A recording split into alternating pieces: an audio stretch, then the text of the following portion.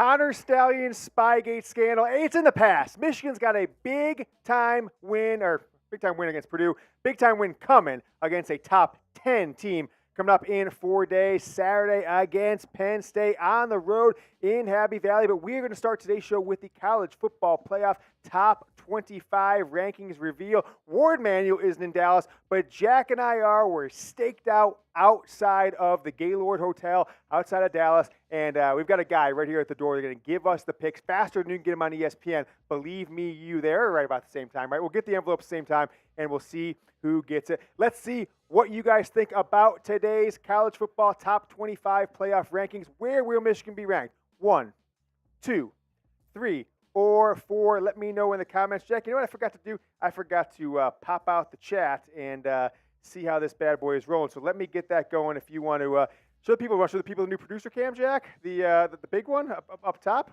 They're gonna do that one. I think you should do little Jackie cam, right? No, yeah, that's the one. Okay, I got you. I'll get you a little Jack. I'll get you a little Jack. New chat for you. For Jack's gonna bring the thunder on today, so we will show you guys that. Little Jack, take a look. Oh, Jack, don't push that over. I got it. Wrong name tag, Jack. Wrong name tag. I got it. Where will Michigan be ranked? Shout out 1, 2, 3, or 4 in the comments. I'm gonna give you guys some shout outs here as I see them rolling in. So I've got a 4 from Graham. I've got a Go Blue and a Bosa from I Am Key. Thank you so much to I Am Key for that one. Keep the comments rolling in, and we are keeping our eyes on the door, waiting for the college football playoff top 25 rankings to be revealed to us. Then we're going to go into the story that's been breaking over the last hour and a half of Ohio State, Purdue, and Rutgers. This is the triumvirate of scumbags who shared signs from Michigan last season. Probably the worst, I guess, breakage of the Big Ten sportsmanship rule I've ever heard in my entire life. That 3 schools would collude to try and give Purdue all the information they need to beat Michigan in the Big Ten championship game. And Jack, surprisingly, who's not talking about that right now? ESPN put the article out, etc. But the second Michigan is in the news for Connor Stallions and anything that's going on with him, of course, it is top story on every ESPN show, etc. This one comes out about an hour and a half, 2 hours ago. Barely heard a peep of it. And, of course, ESPN has to put in little caveats. Oh, this changes nothing about Michigan's discipline, et cetera, et cetera. Yeah, we'll see. I think Michigan should consider leaving the Big Ten, knowing what we now know about this Purdue, Ohio State, Rutgers. Right? Rutgers' head coach, Greg Schiano, was a defensive coordinator at Ohio State when Ryan Day was the offensive coordinator, right? So they've got a long-standing relationship. ESPN sucks from Chris Carpenter. DI114N says, it's probably Dylan, I guess, with a bunch of letters mixed in. Doesn't fit ESPN's narrative. Paul Feinbaum sucks. I totally agree with that. I think Pete Thamel's the guy who really sucks. He's the one who really sucks. And I'll tell you what, Jack, you know what doesn't suck? What does not suck is today's sponsor, Prize Picks. Jack's going to put the link in the comments, live chat here, so you guys can get going with Prize Picks. It's prizepicks.com/CLNS. Get a $100 deposit match with Prize Picks, the ultimate daily fantasy sports platform that takes your passion for sports to the next level. This week on Prize Picks, I'm selecting C.J. Stroud. I'm going less than 248.5 passing yards, but I think all of his passing activity is going to go to the new superstar wide receiver of the NFL. That's Nico Collins, of course, got in the end zone this past weekend. I'm going more than 58.5 yards receiving for Nico Collins. I'm just making 2 picks here. Put $10 on it, and I win $30 if I get those simple 2 picks correct. That's why Prize Picks is so awesome. That's why I absolutely love it. Is I go into the app. Jack, I think the rankings are coming in. We'll get to those in a second. I go into the app. I make picks more or less based on what Prize Picks has predicted for the players, and it is that simple. I can make my picks in less than 60 seconds, and I'm not playing against a bunch of pro players or anything like that. Go to prizepicks.com/CLNS. Use code CLNS for a first deposit match up to $100. I've been playing Prize Picks all football season long. I absolutely love it. You will too. prizepicks.com/CLNS. Promo code CLNS. $100 deposit match. As the top 25 comes in, Kansas State is number 25, North Carolina, Tulane, Iowa, and Arizona. How about Arizona? How about Arizona? Jack Stad's an Arizona guy. Came out here for the World Series a couple weeks ago. I was there the night before. Jack was there on Saturday. I was there in Game 1 on Friday. And he is from the greater Phoenix area. Now, here's what's interesting about Arizona, Jack. I'm not sure if you know this, if you really followed Michigan back then. Their head coach is a Harbaugh guy, Jed Fish, right? He was offensive coordinator in Michigan in 2015 and 2016, passing game, co-OC. Ultimately went on to bigger and better things from there. All right, keep it rolling here. We are going to get inside the top 20. Arizona, by the way, they're like 1 or 2 games. They're a couple plays away from being right in the thick of things for the top 10, top 12. Here's the top 20. Notre Dame. Now they've got 3 losses, right? They lost to Louisville, lost to Ohio State prior to that. Just had a really, I think, disheartening loss to Clemson that I don't know if anyone was expecting, but that was a 4-4 Clemson team that just beat them in Death Valley at their home stadium. LSU just lost to Alabama. They've got their 3 losses now. We've got Utah, who got blown out by Oregon. Oklahoma reeling, right? Back-to-back losses, I think, right, for Oklahoma? Isn't that right? Oklahoma State, and prior to that was Kansas. Kansas, who also has 2 losses, is right above them at number 16. I don't think any team we have here, unless things went absolutely haywire, I don't think there's any of these teams have really any chance of getting into the college football playoff or, frankly, even sniffing the top 5 or the top 6. We're going to go inside the top 15 now as they roll in. It is Oklahoma State, fresh off a win over their arch rival Oklahoma. The final bedlam, between those two as conference rivals. They come in at number 15. This is a team that lost to who they lose to? Central Florida. They lost a terrible game early on in the year, Oklahoma State. They have really rebounded, and Oklahoma State might have the best running back in all of college football, Blake Corum notwithstanding. Missouri kept it close versus Georgia. They've got a couple losses. Tennessee, Oregon State, and Louisville. Keep an eye out for Louisville. They could continue to win. They could continue to make some noise. They've got the win over Notre Dame. They have a chance to play an undefeated Florida State, potentially in the ACC championship game. Louisville could be a team, I think the only one of these teams we've shown so far, 25 down to 11, that really has a chance to be in the CFP. But I think a lot of things would have to go their way. Have to have Michigan, Ohio State, Penn State have some sort of unforeseen loss. Have to have Georgia, Alabama probably lose before the SEC championship game. We'll see if that happens. That means Penn State's going to be inside the top 10 for this ranking. So Michigan at Penn State will be a top 10 matchup coming up. We'll see where the Nittany Lions, they were 11 last week, where they will fall inside the top 10. They are at 10. We'll get that on screen here in just a moment. Penn State is coming in at 10 here in the second college football playoff rankings as we are live in Dallas, home of the college football playoff. Ward Manuel couldn't make it, so we decided to go live instead. We decided to have our take his place here on a Tuesday. By the way, next week is going to be later. Next week, we're going to be live again. It's going to be about 2 hours later than we are right now because the college football, ESPN, they've got the rights to the game. They put college basketball before it to kind of make sure the audience is higher for this show is what I take of it at least. So Penn State comes in number 10. Michigan's going to be playing number 10 Penn State on Saturday. Big noon kickoff, Fox, Happy Valley, Beaver Stadium. Ole Miss, right, they're still out there. They've got Georgia coming up. I don't see any way they make the SEC championship game because they lost to Alabama, so they would have to have Alabama lose 2 of their last 3 games against Kentucky, Auburn, and Chattanooga. And Ole Miss have to, of course, beat Georgia for them to get in the SEC championship game. So outside looking in is Ole Miss for the CFP. I think they might be the only one inside the top 10 or top 11 with Louisville, in my opinion, that probably doesn't have any chance to make it. I don't know, right? I don't see a path to Ole Miss. I think Penn State has a much better chance than them. This is actually surprising.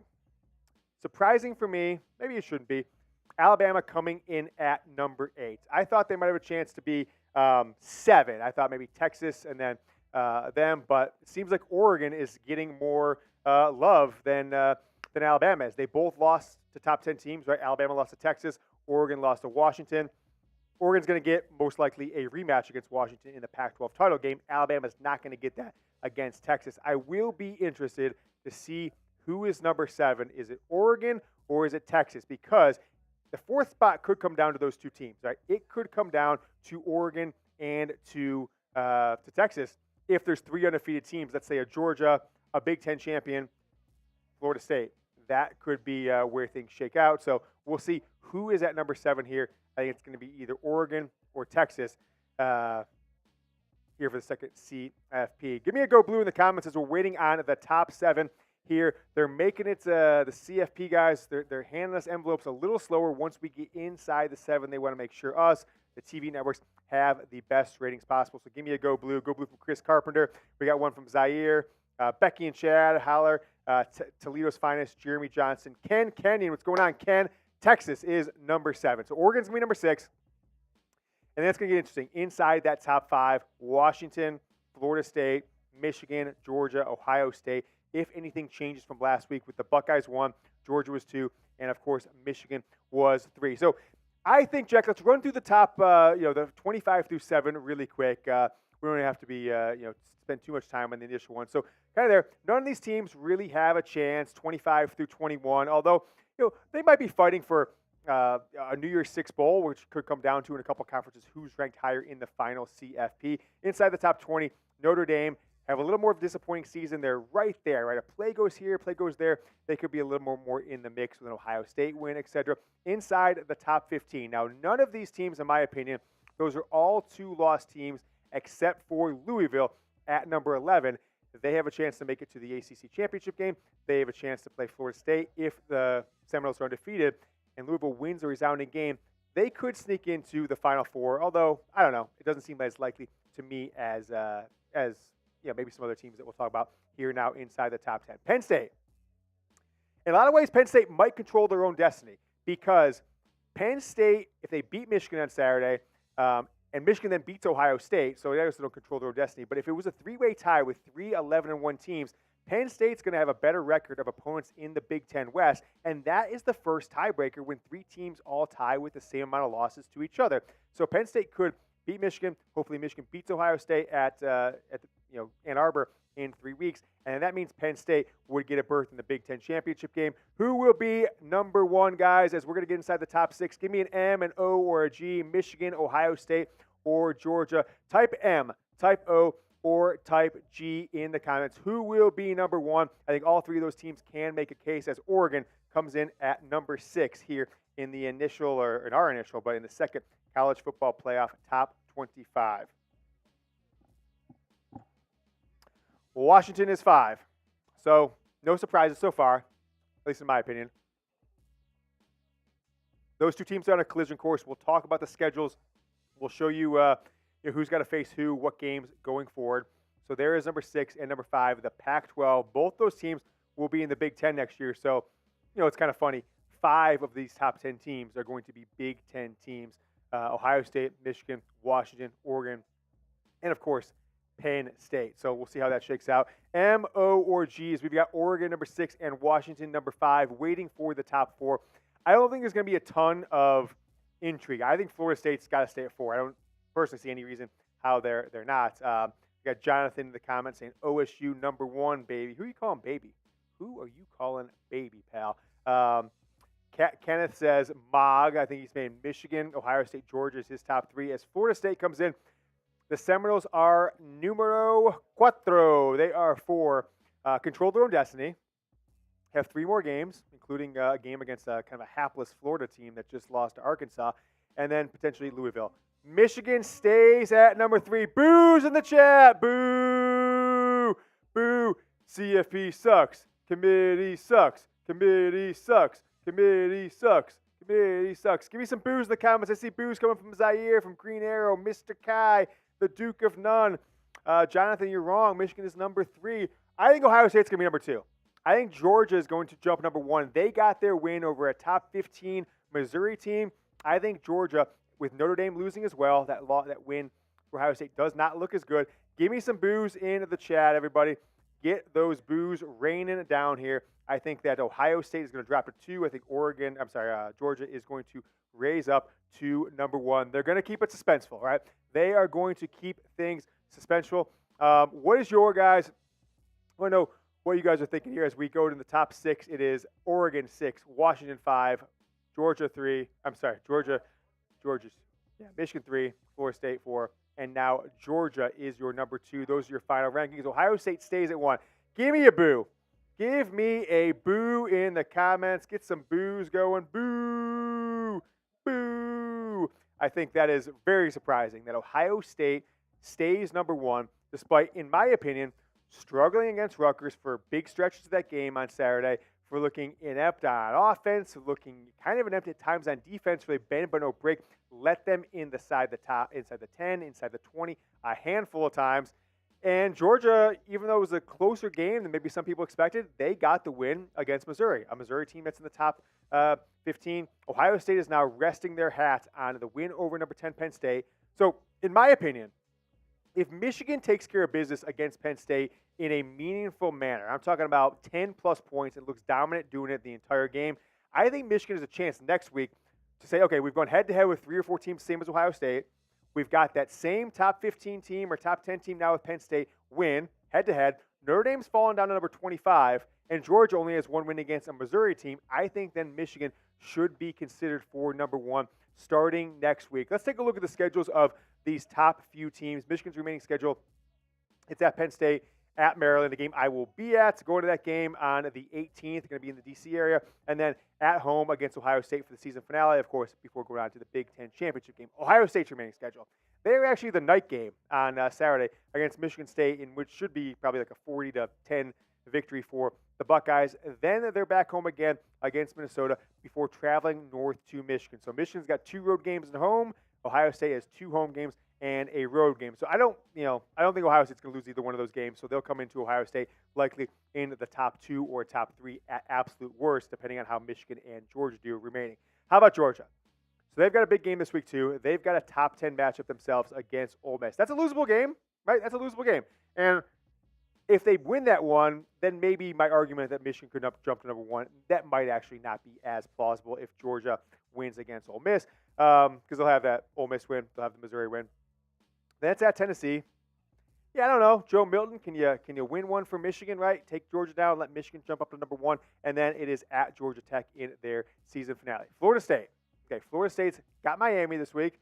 This is a team that's really fallen off after a 5-0 start and that just disastrous loss, 3-4 weeks ago that everyone was talking about. And then you got North Alabama, that annual, all these southern schools schedule these absolutely ridiculous games the 3rd week of November. Alabama's doing it, Florida State's doing it, etc. Then they got Florida in the season finale. So the whole state of Florida, they're basically playing Miami and Florida down the stretch, and then likely Louisville in the ACC championship game. Washington's remaining schedule. They've got a few losable ones, right? They've got Utah. They've got Oregon State, Washington State, 2 of those at home, 1 on the road, and then they'll likely have to face Oregon if they get through that stretch in the Pac-12 championship game. If they go down that stretch, Washington does. I would say even if they lose one of those and then beat Oregon again, I think Washington should get in because of how they looked all year and just because of the quality wins and the quality schedule they have remaining. They give up 42 points against USC on Saturday night, but still got a 10-point victory. How about Oregon? They could drop one against USC because I think those are 2 teams that are going to go head-to-head, just score, just like USC and Washington did, just like Oregon and Washington did. I would guess, we should look up what the over-under on that one is. I mean, if it's under 70, I'm betting the over on Oregon USC coming up on Saturday. Then they travel to Arizona State. Sorry, Jack. I think that Oregon might beat Arizona State. Arizona State. Then Oregon State is the remaining Oregon schedule. If they win those ones, they will be in the Pac-12 championship coming up in 3.5 weeks or so. Likely Oregon against Washington. So schedules at the end. We got Jonathan. Okay, Jonathan, I'm gonna let you stay in the chat, Jonathan.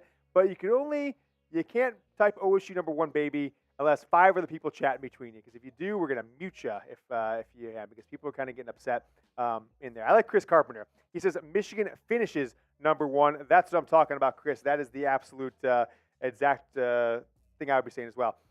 So Oregon remaining schedule. That is the schedule of the top teams down the stretch, at least the top teams in the top 6 in this week's rankings. Let's take a look at our Super Chat menu, Jack. We've got 3 segments for you coming up. I'll tell you all about those in a second. I do have the over-under for USC Oregon. It is 74. 74 is the over-under for USC Oregon. That's crazy. So that's about where, I still kind of lean the over, but I don't know if I would bet it at this point. So we are going to give away hard hats today. So I've got a new one, so we probably won't give this one away, but we've got 4 hard hats that we're going to give away. The Michigan Football Report hard hats with our Super Chatters on there. Anyone who puts in a $5 Super Chat, we're going to do a duck race. Every $5 Super Chat, we will do a duck race once we get 10 people to send in $5. $10, you're on the Hard Hat Club, right? So you're going to sticker with your name and the date. You'll be on a Hard Hat Club. You'll be immortalized, and you will be on our end screen at the end of this season for the entire next year. $20, right? We're doing a helmet raffle, right? We're going to give away a Michigan football helmet. Now, we are not going to do it until we get to $450 in Super Chats. Once we get to $450 in Super Chats, whether it's today or it's next week, right, or it's next Tuesday night, once we hit there, anyone does $20, we're going to raffle off a Michigan football helmet. So if you want it in there, Super Chat, $20. $50, Stallion Bombs. Jack, tell people about the Stallion Bombs. What is a Stallion Bomb, and what are you going to do for that? I'll pull up so I can show everybody. We've got the infamous blue Kool-Aid here, okay? We got the infamous blue Kool-Aid. And what I'm going to do is I'm going to do like a bomb of tequila in the blue Kool-Aid, and then we'll down it. That's a Stallion's Bomb. So, Jack, you got tequila, you got a shot glass there, right? Okay. Blue Kool-Aid, which is just flavored water, and then, or colored water, I should say. And then Jack is going to take a shot of tequila. Jack, don't get too tipsy. You got a busy work day tomorrow. I'm a lightweight, man. I'm a lightweight, so you better be careful. Anyone wants to see Jack do a Stallion's Bomb, right? Taking out Penn State. We're going to have the blue wall of Michigan Football Report greatness. That's what Jack's doing with the Stallion's Bomb. And then if someone sends $100 in, where's the Murbanga? I will do a full beer out of this Murbanga. Some people said it looks like a sperm, Jack. I say it looks like a Murbanga. I don't even know what a Murbanga is, but whoop. What's it? A merman? A mermaid. Okay. There you go. So what are we doing with the Venmo? We're doing 50-50 raffle today, right? Is that what we said we're going to do? Tried this a few weeks ago, about a month ago when we did one of our watch parties. If you guys want to do a 50-50 raffle, we get 10 people who wants to Venmo me $5 or more. Every $5 is an entry. We will do a duck race. Do we have any videos of the duck races? Probably not, right? No? Okay. Yeah, we can show the duck race maybe on screen at some point. So I think the duck races are super fun. So what it is, if you guys didn't see about a month ago or so, we did a couple of duck races. You will get your name on a duck. The ducks will race across the screen. We'll call it out. We'll call it just like a sporting event. The winner gets half of the Venmo. So ideally, in an ideal world, 10 people send $5 in via Venmo. We do it via Venmo because YouTube takes 30% of all Super Chats, so we don't want it to be a 50-50 minus 30% one. So send a Venmo. You'll get your name on the screen. You'll get a call out by me. We'll do a duck race. It'll be fun. And then if you win, half of the Venmos that come in will go to the winner. I won one of these, by the way, last week, Jack. I entered Harrison's on Bears Live. There's like 25 people. I won, and because I'm such a good gentleman, I won like $100, something like that. I let it ride. I donated it back to the cause. They did another one, and the winner got even a bigger prize after that. So we've got a ton of things to talk about, though, Michigan football related. So send a Venmo, $5. We'll do a duck race here in about 15, 20 minutes. Even if you don't stick around for the duck race, we will still make sure you get your winnings. We'll keep commenting. We'll put it on the YouTube community who was the winner so you can contact us, or I'll just contact you back via Venmo. I'll reply to your duck race. Yeah, I'll just Venmo it back to you right there. I don't have to worry about commenting, right? Yeah, send it right back to you, the winner. All right, guys, before we get into our segment on ESPN's breaking news on Purdue and Ohio State and Rutgers and all that, give me some score predictions. Michigan at Penn State. What are your score predictions? I think I'm ready to make mine. Because I spent a ton of time yesterday and today on my Michigan-Penn State preview. I think my score prediction is going to be,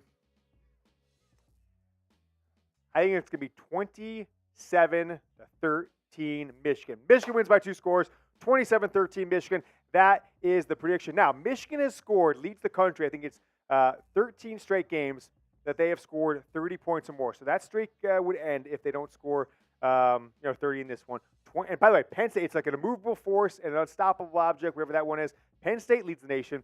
They haven't given up 13 points themselves. I think in 13 or 14 games, they haven't given up 30 points since Ohio State last season. So that is that. What's up, Jack? What's the crap?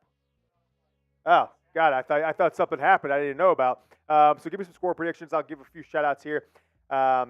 Michigan 38 from J.W. Fackler. Michigan 38, Penn State 13. 31-13 Michigan from Jim. Imagine beefing with an 80-year-old man. Yeah, is that about Ryan Day? What a scrub. Go Blue from John. Chris Carpenter just says Michigan 31. I think it means 31-0 is what I read it as. Mike says 24-13 Michigan. The Duke says 34-10 Mich. I'm just going to say the score. If someone says Penn State, I'll acknowledge it. 31-17 from Kurt. 37-10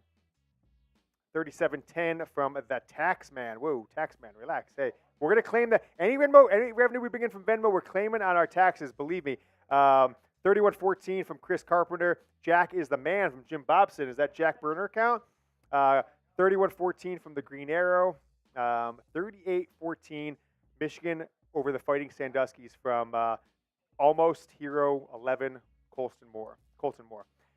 Tim says 28-13 Michigan. Bill says 24-10. A-Train has got Michigan win that one way to go, 41-17. So a lot of Michigan predictions. 45-17 from John. Judy with a 30-7.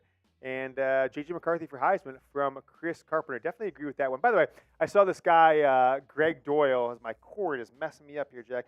Greg Doyle got fired from CBS a few years ago, been working for the Indianapolis Star, the Indy Star for the past 5 years.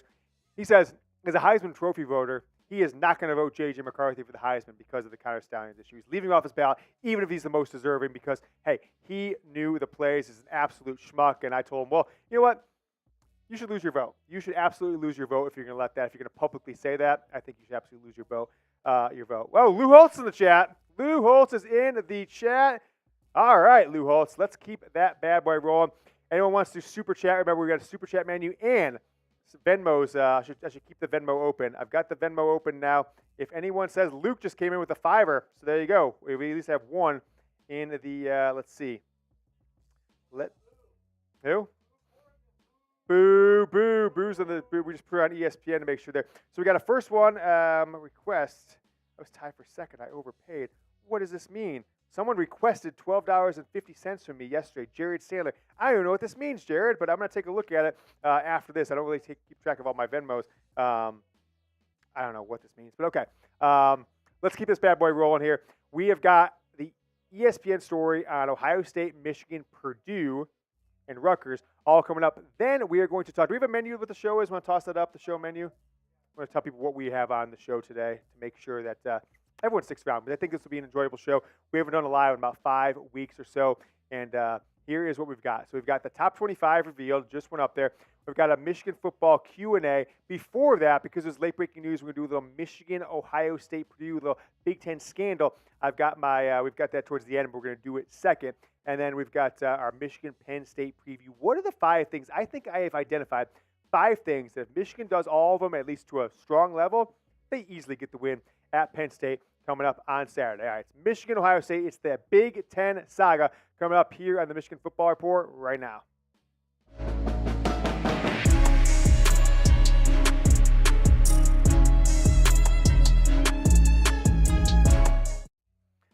The scandals just keep coming. The news keeps coming. And this time, Michigan doesn't look like the bad guys. And some of this, by the way, is pot calling the kettle black, getting a little taste of your own medicine because Ohio State fans and obviously like Purdue, Rutgers, the whole Big Ten and their coaches, their ADs, have been coming at Michigan for weeks about Connor Stallions and all that. When it turns out, if this information is accurate, late-breaking ESPN report, that Ohio State, Purdue, and at least Rutgers, they're doing a lot of the same things together, collectively, that they've been accusing Michigan. Let's take a look at what broke late this afternoon, early evening. Michigan sent documents to the Big Ten showing teams that they believe had their signs in 2022. This is coming off the Associated Press report earlier that a former Big Ten staff member came to the Associated Press saying, look, the staff he was on was sharing signals and signs and had laminated call sheets from Michigan's offense, Michigan's defense. The teams that were specifically mentioned, Rutgers, Greg Schiano, Purdue, played Michigan in the Big Ten championship game last year, and of course, Ohio State. So this seems like a Ryan Day, Greg Schiano thing. They used to coach together, offensive coordinator, defensive coordinator in 2017, 2018 in Ohio State. Now they're going to get together, steal Michigan signs, spy on Michigan, do whatever they have, report back. I think the thing that needs to be identified here is whether it was done in games or not, whether Ohio State had it, documented all the plays, etc., and they didn't break any of like the electronic rules with binoculars or anything like that, in-person scouting. That doesn't matter because the thing that the Big Ten's been coming at Michigan for is the sportsmanship rule. The sportsmanship rule that they're going to try and take down Jim Harbaugh with potentially an indefinite suspension to. Teams colluding together, 3 teams to try and give one team the advantage to win the Big Ten championship game. How is that not the most brazen sportsmanship violation of Big Ten rules that you have ever seen, right? You're saying, James, that sounds like hyperbole. You're talking crazy, yada, yada. But I don't necessarily think that I am.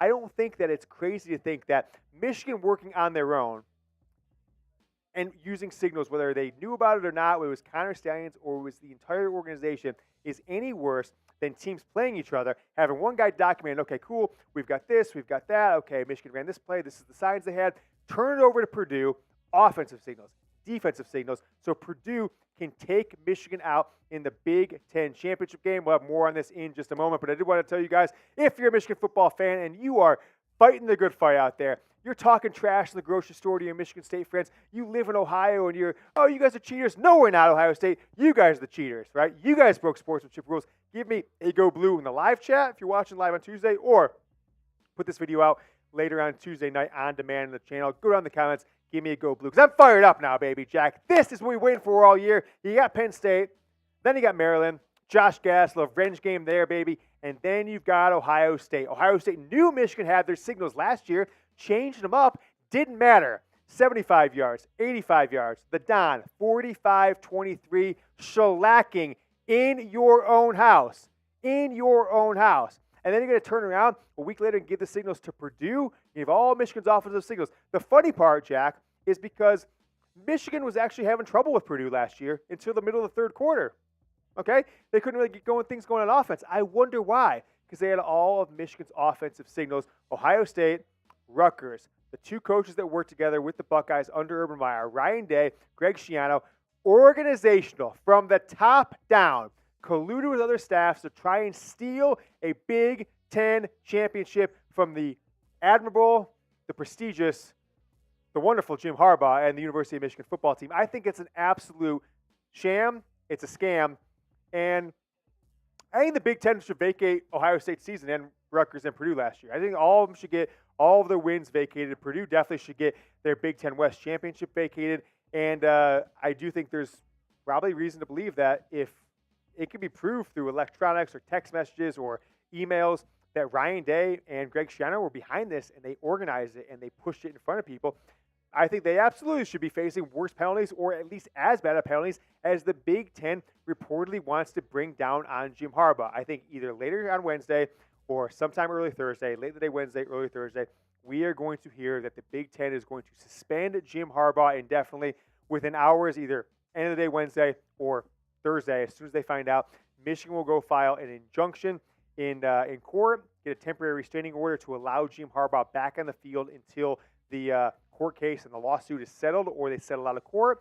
Harbaugh will be back in the field, and that's will be that. But these fans of these programs, Ohio State, Rutgers, Purdue, they're just the pot calling the kettle black, and they're living in a glass house, and they are just throwing boulders. They're throwing stones. They live in a glass house, and it's frankly despicable. And I think we're going to find out who's the real best team in the Big Ten here coming up on Saturday, and then with Ohio State coming up in under 3 weeks. Guys, make sure you're subscribed to the channel. It's the Michigan Football Report by Chat Sports. If you support the Michigan football team, help us grow, because there are a lot of Ohio State YouTube channels that are growing at a same rate or near rate we are, and I don't want you to log on one day and say, gosh, we see all these Ohio State videos.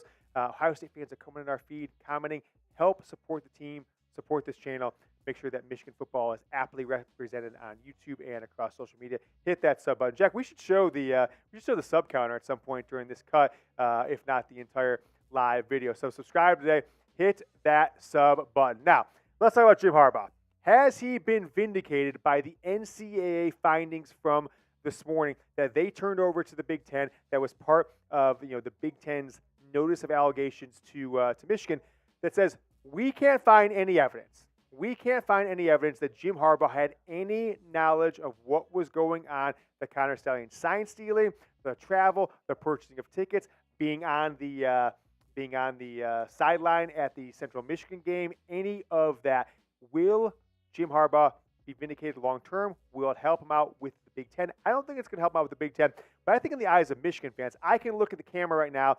I can kiss my son goodnight, my daughter. I can say, hey, we're rooting for Michigan this week, and not feel like an absolute schmuck, because it wasn't this operational malpractice or this loss of institutional control that some other schools have had happen over past seasons and past decades, generations, etc. So As soon as Michigan gets a suspension that we expect in the next 36 hours or so, at least Wednesday or early Thursday, coming down from the Big Ten, even though NC State said Jim Harbaugh, as far as we can tell, was not involved at all. The Big Ten commissioner is such a schmuck. He is such a spineless a-hole, I think, like the last one was, Kevin Warren. The only one who had any guts was Jim Delaney. That guy had some brass balls. He's going to kowtow to all these coaches and ADs who say, hey, something needs to be done now. Something has to happen with Michigan. So he's going to do this. I think this is his chess move. He's going to say, okay, I don't want all these coaches to be mad at me because then they're going to try and vote me out, get rid of me, et cetera, et cetera. But I can't, like Michigan, I can't take away my golden goose if they're the number one team in the country. They win, beat Ohio State. So here's what he's going to do. This is my prediction. He knows that Michigan's going to sue. They can get a temporary restraining order. That Harbaugh's going to coach. So he's going to try and play both sides. He's going to say, okay, hey, I suspended him. What more can I do? They sued. Harbaugh's back in the field. Yes, okay, Michigan's there. I look good to these coaches. Harbaugh's still in it. We can still make the national championship. We can still have maybe 2 teams in the playoffs. Big Ten forever. That is my prediction. And frankly, I think that is what is going to happen. Let me know what you guys think, though. Will Jim Harbaugh coach the rest of this 2023 Michigan football season? I'm talking about every single game. Penn State, Maryland, Ohio State, Big Ten championship game, college football playoff semifinal, national championship game. I think yes. Let me know what you guys think. Give me a yes or no. Lord Buddy Bear's in the chat. My man, Buddy Bear, showing some love. Lord Buddy Bear is in the chat. He says yes. And let me know what you guys think. Yes or no. Will Harbaugh coach every single game the remainder of this season? I got Nate saying yes. Colton saying, hell yeah, I will. Thomas Griffith saying yes. And keep it going in the live chat or later on in the comments if you're watching this on demand. Here's a new live sub counter, right? We have 28,660 subscribers. If anyone's watching right now that wants to have their subscribed show up in real time, got about 150 people watching your live, hit that sub button.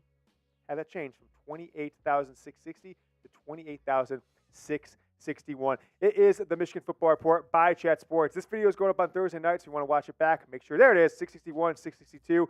So I see you guys later on demand. Go Blue.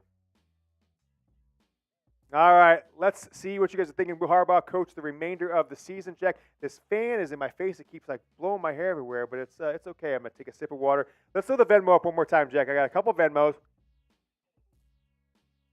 I'm going to slack you the names. You got those 5 from earlier or so, right, that we got from the last one? Okay. All right, if you guys want to be in the duck race, we're going to do one in a few moments.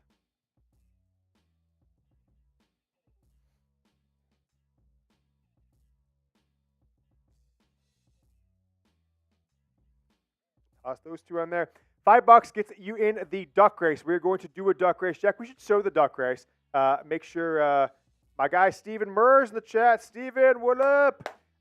Anyone wants to be in the duck race, $5. We will show you what the duck race looks like here in a moment. Michael Davis coming in. Jack, I'll send you the name of that Michael Davis one. All right, so we got about 4 or 5 more spots for our first duck race. $5, 50-50 raffle. Your name's going to be on the screen. We're going to call it out as a 60-second race. Here's what it looks like. We've got the folks on there right now. So Michael Davis, you see your name on there. Jim Wassel, Luke, we got on there as well, and some others who I can't see that we'll have to see once the race gets going. So got 4 more people. We will do, how many do we have there now, Jack? We got 1, 2, 3, 4, 5, 6, 7. Hey, okay, so let's go maybe like 3 or 4 more, and then we will do a 50-50 raffle. Stinky Monkey 1122 with the Yodes.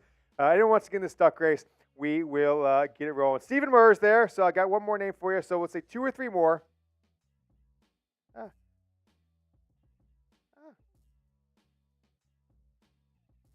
All right, Steve with the $5 Venmo, and then we will do this bad boy. Jack, show the Super Chat menu while we're waiting to see if we get any more Venmos before I do a first duck race. We're going to do a live Q&A here in a moment, so if you want to get involved with the show as a Super Chat, every Super Chat is going to get your question answered, but if you want $5, we're going to do a duck race, so every $5 Super Chat, you're going to give a hard hat giveaway, so we're going to give away these over the next few weeks. $10, you are in the Hard Hat Club. You'll get your name and the dates on one of these for a future giveaway. You also get on the end screen, the show end screen. You'll be part of almost every show that we have starting after this 2023 season. $20 raffle ticket. Once we hit $450 in super chats over this show, next show, etc., $20 gets you an entry into this. So you've got 1 in 23 chance of winning a helmet. In that regards, $50, Jack's going to do a Stallions bomb. It is blue Kool-Aid with a shot of tequila. Boom. Take it back. Jack's going to show love to Connor Stallions, the man who's responsible for all Michigan football success. He's a Marine, Jack. Yeah, that's right. She's a Marine.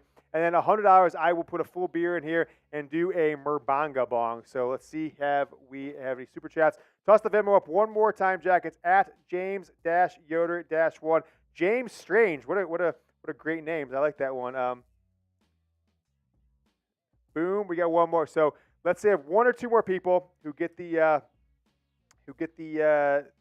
$5, and we will do duck race. It's at James-Yoder-1. I got Venmo open right here. 1 or 2 more people. We'll get about 4 or 5 more minutes, and then we'll do our first duck race. Let's toss some questions up on the show, Jack, so we can get people opinion. We're still going to do our live Q&A, so maybe put that up here in a second. Use hashtag Michigan. So if you use hashtag Michigan in your comment, so write the comment, write the question, use hashtag Michigan in any part of it. It goes right to the top of Jack's queue, and it's either you or it's people who send in super chats we will put on our mailbag that we'll talk about here in the live on the show, or that will go on the it'll also go on the channel either Thursday or Friday, depending on what comes out of this whole Jim Harbaugh mess. Michigan is number 3 in the college football playoff.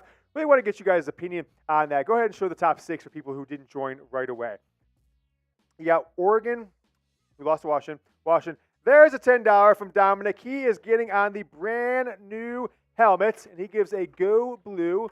So Dominic, right there, he is already a Hard Hat member. He's already on there. So appreciate that. As Michigan's number 3, Florida State's number 4, Ohio State State's number 1, which I think is a tad ridiculous. 3 more minutes, and we will end the Venmo. So it's at James-Yoder-1. As I don't know what I do with my markers. Oh, here they are. As Dominic Franchillo is getting yourself another sticker. Grade the committee's rankings, though. The College Football Playoff Committee. Dominic Franchillo. And it is, what's the date today? It is Lord Buddy Bear with a tenner. It's a tenner. 11-7. My man. Can't remember if I'm in this Hard Hat Club. I don't think he is. But you are now. You are now, Lord Buddy Bear. Yeah. I think it is. I think Lord Buddy Bear is one of our all-time great viewers for the Raiders Report. Jack says Dolphins, which I didn't know it got that deep at this point. All right. Lord Buddy Bear. Every time I hear Buddy Bear, I hear your name, I literally go, I say the word bang in my head, because he has been such a part of our Raiders Report show that Mitchell yelled his name and said, Buddy Bear, bang, every time he does a massive super chat. So Dominic, I got you and Buddy Bear, the first 2 on the new helmet. This is the national championship helmet. I'm going to wear this one to the game, I think, if when Michigan makes it to the national championship game. So we got Lord Buddy Bear. We've got Dominic on the Hard Hat Club. You guys will be part of our end screen no matter what. And I am an 8 or more Hall of Fame Clubs. I love it. I love Buddy Bear. Thank you so much. Make sure we get that one, Jack. I've noticed this problem in from Colton there. If you use hashtag, it'll try to populate the name of the channel. So maybe we should change the hashtag. You know what I'm saying? If you type in hashtag, it starts to populate the name of our channel. Okay. Hashtag. Okay, cool. So you got that Colton one? Okay. Grade the committee's rankings A, B, C, D, F. I think it's a C, right? Because, frankly, I think that Ohio State should not be number 1. I think, frankly, at this point, with Notre Dame losing, I think they should be dropped down to 3. I think Michigan should be 2. I think Michigan has a chance. Whoever plays better, Georgia versus Ole Miss or Michigan versus Penn State, that should be number 1 next week. So I'm going with C. I don't think it's very good. I think they got it right last week. Ohio State deserved to be number 1 because the win against Penn State, the win against Notre Dame. I don't think that's the case anymore, especially if Penn State loses to Michigan. Then they don't have those wins to just call home about anymore. I think their resume gets a lot worse the longer the season goes on, and only gets boosted if they somehow, miraculously, could beat Michigan, which I don't, of course, do not think is going to happen. Last refresh of, we got a couple more. We got a couple more. Wait, no, I didn't. Wait, sorry. I thought we did 2, but I got on the different screen. Okay, cool. Here we go. No, we did get. Okay, I apologize. We did get a couple. So, Ashley Lawson, 4 sent a 20 spot in. That's 20 spot. So Ashley Lawson, Jack, you just want to type that in, ASHLEY, Lawson, and then. Okay, so that was the one that came in. I apologize. Okay, I was looking at like somebody else's. Somehow I got on the other transactions. Oh no, she sent in 20 for the helmet raffle. Okay, but I would give her 1 entry into this. Okay, helmet raffle. You could do super chat, but Venmo too will put you in the helmet raffle. So Ashley's our first for helmet raffle. Put up the super chat one more time, Jack. We'll give Ashley a member into that, and you're in the helmet raffle. We'll probably do tonight because I don't think it's going to be a massive super chat show. But once we hit $450, we have a helmet raffle for anyone who puts $20 in. Stephen Mers, what's that? 2 more supers. We got one coming in from Mike Layton. He says, what does that say? He says Bosa. All right, Gucci Viper says Bosa. Appreciate that, Mike. I've got myself another sticker on the helmet for Mike Layton. Let me get this bad boy on there. Mike Layton. A multiple time Helmet Club member, Hard Hat member. Jack, do we have the Hard Hat Club little photo? You should show the people. That's pretty cool. We'll take Stephen Murr's question, though. Mike, you were on there with Lord Buddy Bear and Dominic Francillo, and shortly, Stephen Murs. Let me read Stephen's on my computer. He says, since there's been so much fake news, besides yourself, of course, thank you, who is someone in the media you've been following his useful info regarding Michigan Spygate? The big house was rocking last week. Go Blue Yoder. That's a really good question, Steve.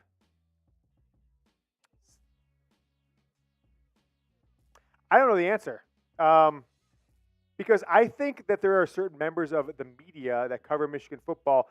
Look, I think she's a water carrier herself, but I think the only one who doesn't, it hasn't fallen like this internet, like, I don't know, just BS and just writing stuff to appease the program, is Angelique Chengelis. When she puts an article out, I don't actually believe she's being influenced by anybody else, but she puts such few content out these days, the Detroit News, that she's just not on top of things. She's not playing the internet game. She's still playing the newspaper game. Other than that, I mean, I think maybe John Jansen, right? I do kind of like his podcast, but he's got his radio show that focuses so little on Michigan football on 97.1 there in Detroit. I don't get a chance to listen to it a ton.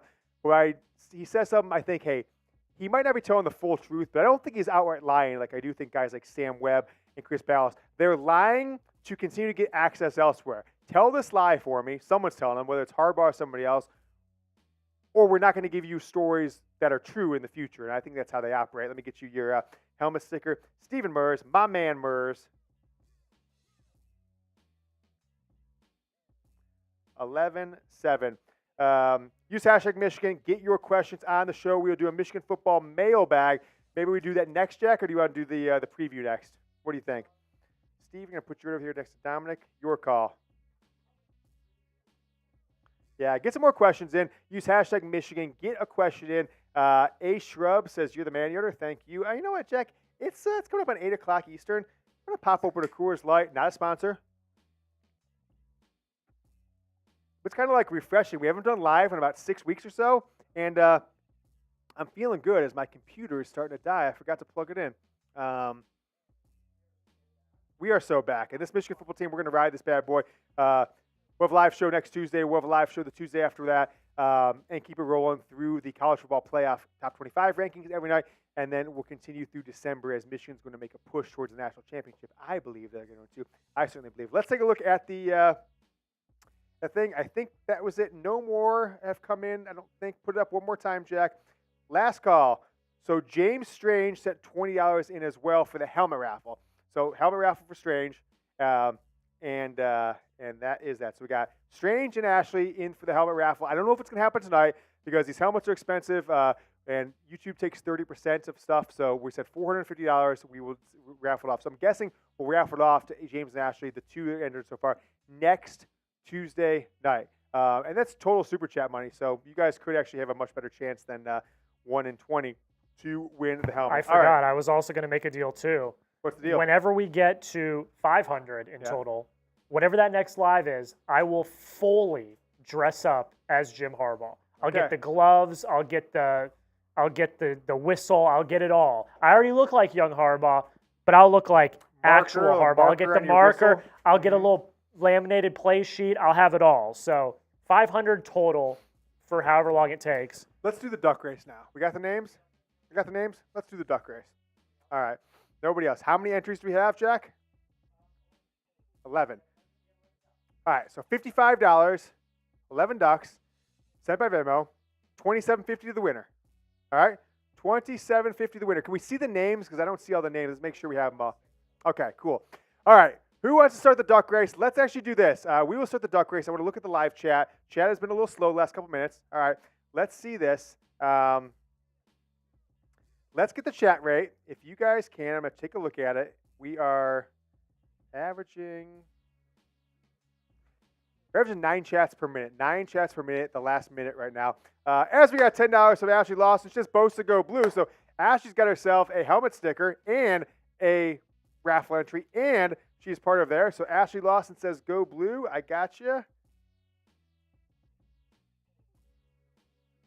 Lawson, 11-7 with the super chat. Let's get the chat rate up. If we hit 50 chats per minute, we will do the duck race. Ashley Lawson says, go blue, and Amaze and Blue Heart. Back at you, Ashley. Really appreciate that. Let's see if we can get the chat rate. So just type go. Type go blue. Type go. Type anything. Type 1. Type Michigan. Type M. Type whatever you want. Let's get this chat rate up to, what did I say, 50? 50 chats per minute, right? So 50 in the next 60 seconds, and we will do this duck race. I'm telling you what, you guys are going to start Venmoing me because it's electric. I'm addicted to these duck races. I join them here at our own company. I'm Venmoing our employees $5 because I want to get in these duck races just to feel alive, baby, just to feel like I'm part of something. These duck races are electric. I won one with like 25 people in it last week. I'll tell you what, it's wild. I was fist pumping all over this office and studio. Get some goes in the chat. Let me see some chat. We got Michael. We got Luba Baby. We got Rob J, Becky and Chad, Jim Bobson, Duck Race is better than NASCAR, Bosa from Michael Davis, Lou with an M. Just give me an M in the chat. Give me an I in the chat. Give me a C in the chat. H-I-G-A-N. Michigan. Give me in the chat. We're coming up on 40 people live. 40 is the number we hit in the live chat. Let's keep it rolling. Give me a blow, Blue. Just type any letter. We hit 50. We are doing the duck race. I'm telling you what, you guys are going to feel electric. Oh, we hit it. 56, 53. I saw 56. So we have hit it. Thank you so much. Now let's get this duck race going. Are you guys with me? Do you want to see it? You ready, Jack? All right. On your marks. Get set. Go! Here's the duck race. So they're off to the races. Ashley Lawson at the top of your screen. Who do we got at the bottom of your screen as the names are coming into vision? Aaron Johnson. Rich Rory, Rory Wolverine? Rory Wolverine is taking the early lead. Luke is right on Rory's tail. Ashley's up at the top. We got Stephen Mers, James Strange, Michael Davis, Jim Wassel, Somebody Fisher, Rosalind Bradshaw, George Miller. These are people left over from our last show. All right, Aaron Johnson and Luke Hagmeyer. Oh, Jim Wassel's making a move, baby. Jim Wassel's coming up the top of the screen, but it's Michael Davis. Top of your screen, 4th lane. Ashley Lawson looked like she's making a move. Not going to happen. Coming down the stretch, 14 seconds. Michael Davis is in the lead. Luke Hagmeyer making a move. Oh, we got somebody. We got Mark. We got Jim Wassel coming up the edge. Jim Wassel is coming up the edge in the pink. Jim Wassel by a nose. Jim Wassel is your winner in the duck race, November 7th. That was electric. Jim Wassel, I am Venmoing you back $27.50 as we speak. That was, what's that? Oh, nice. Yeah, 101. Okay. Jim Wassel, $27.50 back in your pocket, my man. We should do another one of those. So if you guys want, we'll do another one of those. Every time we hit 10 people who send in $5, if we don't hit it, I'll Venmo you back $5. So it's no risk. If we don't get 10 more people to do it, we've done the show, I'll Venmo you back $5. But if you guys want to do one more of those races, Venmo me $5 at James-Yoder-1, and I'll keep the Venmo open, keep it going. We'll put one in there, and you can be like Jim there that's won himself $27.50. We got Ashley Lawson and James Strange also have an entry into the helmet giveaway. It's part of our Super Chat. You can send Venmo, which we appreciate because we don't have to pay 30% to YouTube for the helmet, but just indicate $20 for the helmet raffle. That probably won't happen until next week, I would think, at this point, right? I would think because we haven't, necessarily had massive amounts of Super Chats. Where's the blue duck? That's a good point, Jack. Do we have any other ones? These are all maize ducks. We should have some maize and blue ducks. I like that one. Lou Holt says, Jim Wassel stole my sign. So if you want to be in the next one, send $5 to @James-Yoder-1 on YouTube. Let's, if you guys want, use hashtag Michigan. Get on the show. Super Chat. Get on the show. We'll do a live mailbag. Let's do our Michigan football Penn State preview now, Jack. Feeling like I want to talk some Penn State. I'm feeling like that's what we need to be doing right now, as we are now 4 days away, less than 4 days away from the Wolverines, number 3 in the CFP, taking on the number 10 ranked Penn State Nittany Lions. Kind of scumbags. James Franklin, kind of scumbag. It is what it is, though. So let me get that part down in the script, Jack, because we jumped ahead. There you go. Let's get this bad boy rolling. The Michigan Football Report by Chat Sports. Coming up, it's our Michigan against Penn State preview. It could just be we could do the video first. That's fine. Yeah, you can do it now, or you can do it afterwards. All right. No, Jack, producer Jack, a.k.a. Young Harbaugh, best in the biz, just making sure we are on the same page because we're going to do the Q&A first. I think we should do a little football talk before we do that, before we take your questions. So, Michigan, Penn State preview. You ready, Jack? All right, let's get going right now. All right, Michigan is like 27 out of 28 games since we started this 2 years ago. It's the Good Vibes preview. If you like Michigan football and you'd like them to beat Penn State, like the video. Don't jinx us, because if Michigan loses, which they won't, of course, but if they did, Saturday night, I'm coming for you. List of people who like the video. It's going to match up against the people who are Michigan fans who watched it. If your name is not on there liking the video, I'm coming for you. But more or less, you have to look in the mirror and say, I caused Michigan a loss to Penn State. It won't happen. But if it does, you're gonna be regretting it. So put out the good vibes, like the video, do not jinx it. Let's talk about Michigan's keys to victory over Penn State. This is a Penn State team that was all kinds of hyped. Drew Aller from Medina, Ohio, 5-star quarterback, top 5 player in the country 2 years ago. This is the last missing piece. Him as a sophomore with his freshman classmates, the running backs, they are going to be able to take down Ohio State, take down Michigan, win the Big Ten for the first time for Penn State since 2016. Is not going to happen, I don't think. Already lost to Ohio State. Number one key to victory for me is just like Ohio State did. Ohio State provided the blueprint for beating Penn State, and that is to get at Drew Aller. He was kind of moping and whining in the postgame press conference saying, I sucked today, I was terrible, I was a bum.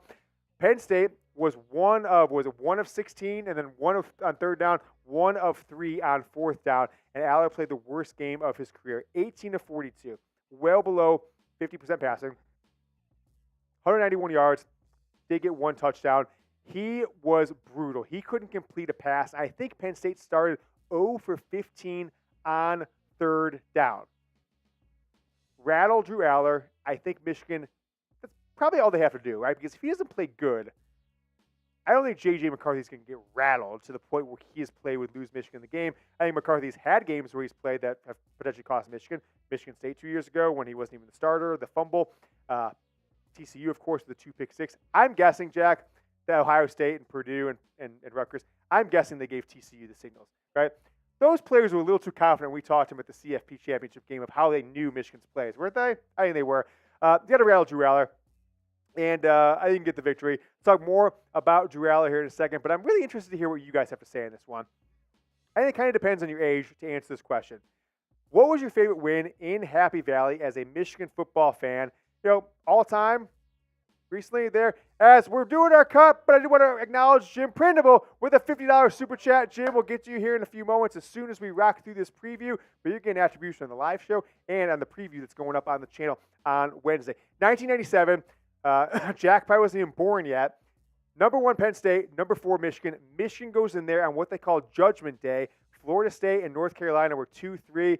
4 defeated teams, early November, kind of like the same weekend, maybe a weekend prior, but like November 4th, November 5th kind of time frame.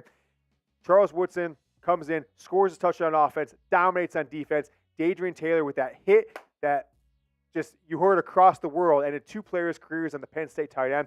Michigan destroys number 1 Penn State.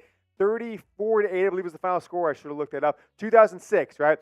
Michigan with a surprising undefeated season goes into Happy Valley, beats a top 15 Penn State team, really dominates them. I'll never forget Alan Branch just absolutely leveling. I think it was Anthony Morelli, and Morelli just like laying back on the ground, flattened, and that was just a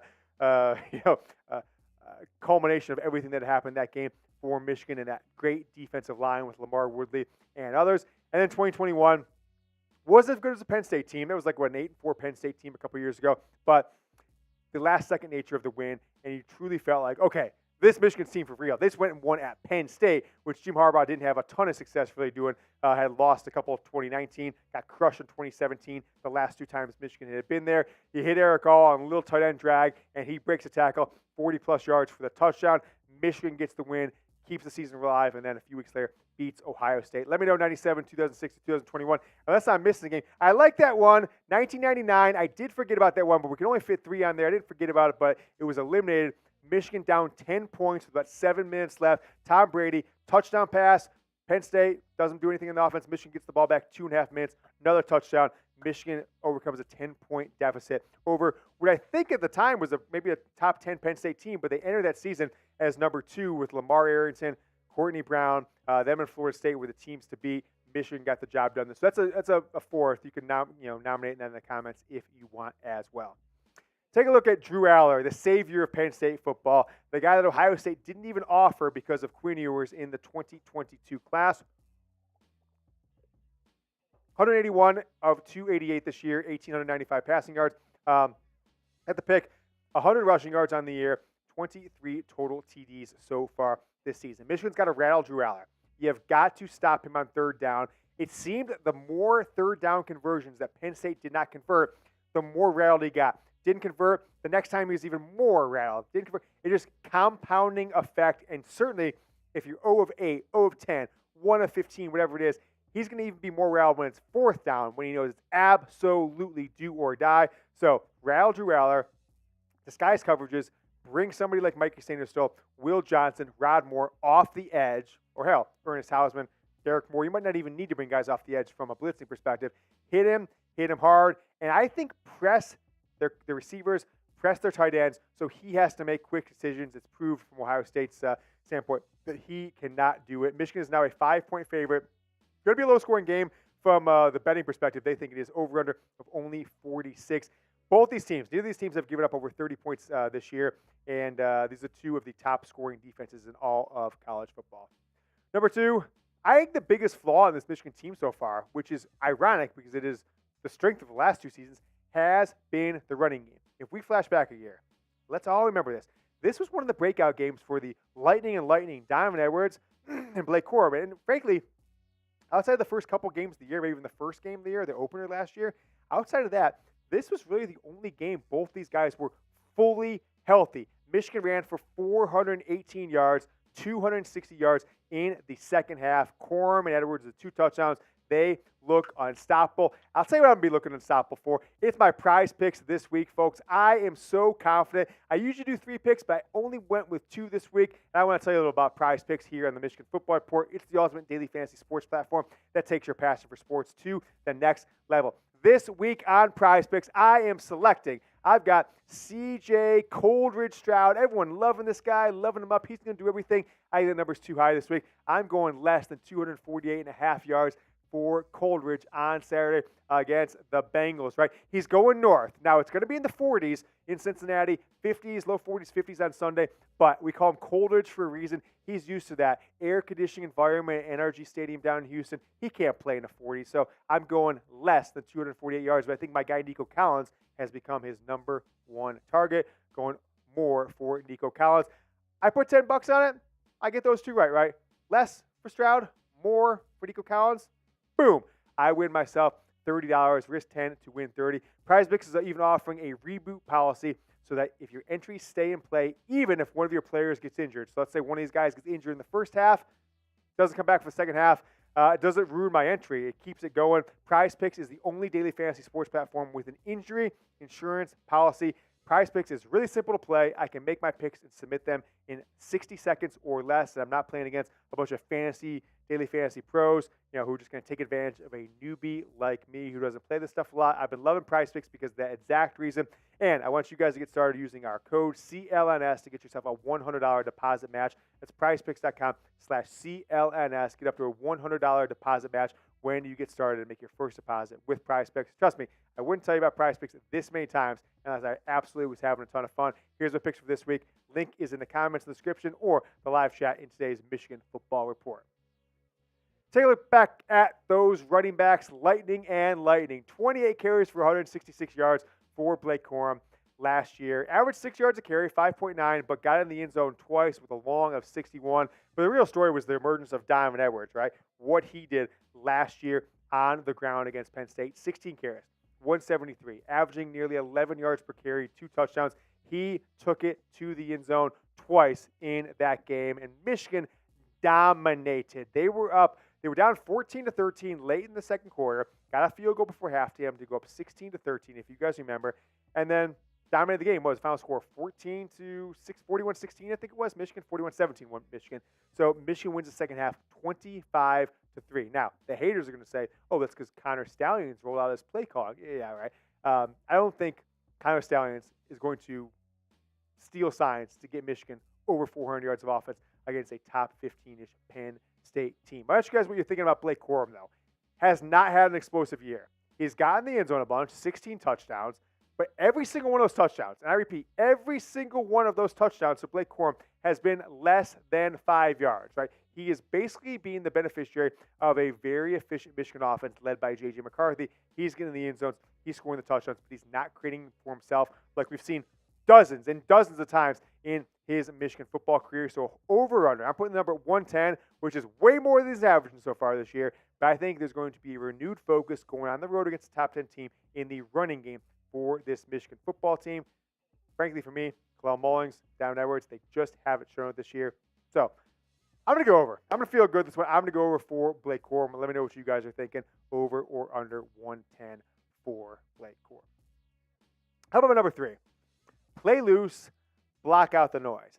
One of the defining moments of this new era of Michigan football, 2021 and beyond, coming off that disastrous 2020 season, was the Michigan-Nebraska game, Michigan-Wisconsin game, like the 5th, 6th game of the 2021 season, where going to the fourth quarter, it was jump around, right? All of the Michigan players, they were going nuts doing the Wisconsin traditions, jump around to start the fourth quarter, rocking the stands.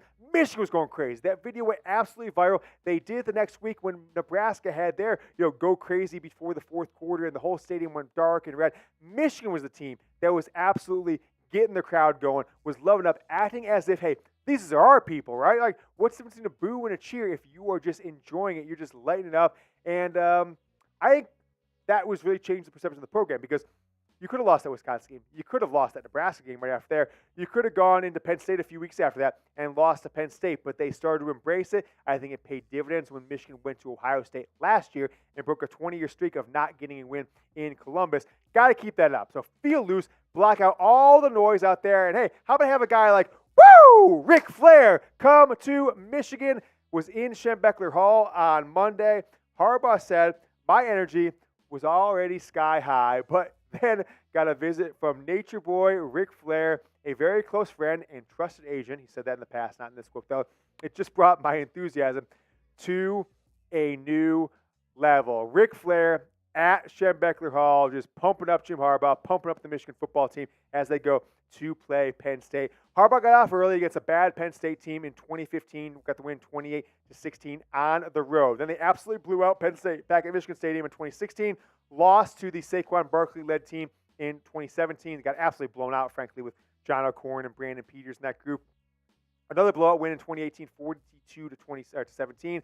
Lost, right? That's the Ronnie Bell game in 2019. Bell caught the ball in the end zone. Time was about to expire, then dropped it. And then the disastrous 2020 season, lost 27-17. And then now Harbaugh gets back in the win column, right? 5-3 against Penn State after these last 2 years. 21-17 against Penn State in Happy Valley a couple years ago. I missed the score there, Jack. What's it? Was it 41-17? It was 41-17, I'm right. So Harbaugh improving to 5-3 against Penn State. James Franklin, on the other hand, is 3-6 against Michigan. Am I right in saying that? 3-6 against Michigan. So play loose, block out the noise, wear sweet uniforms, right? Wear that maize combo they wore 2 years ago.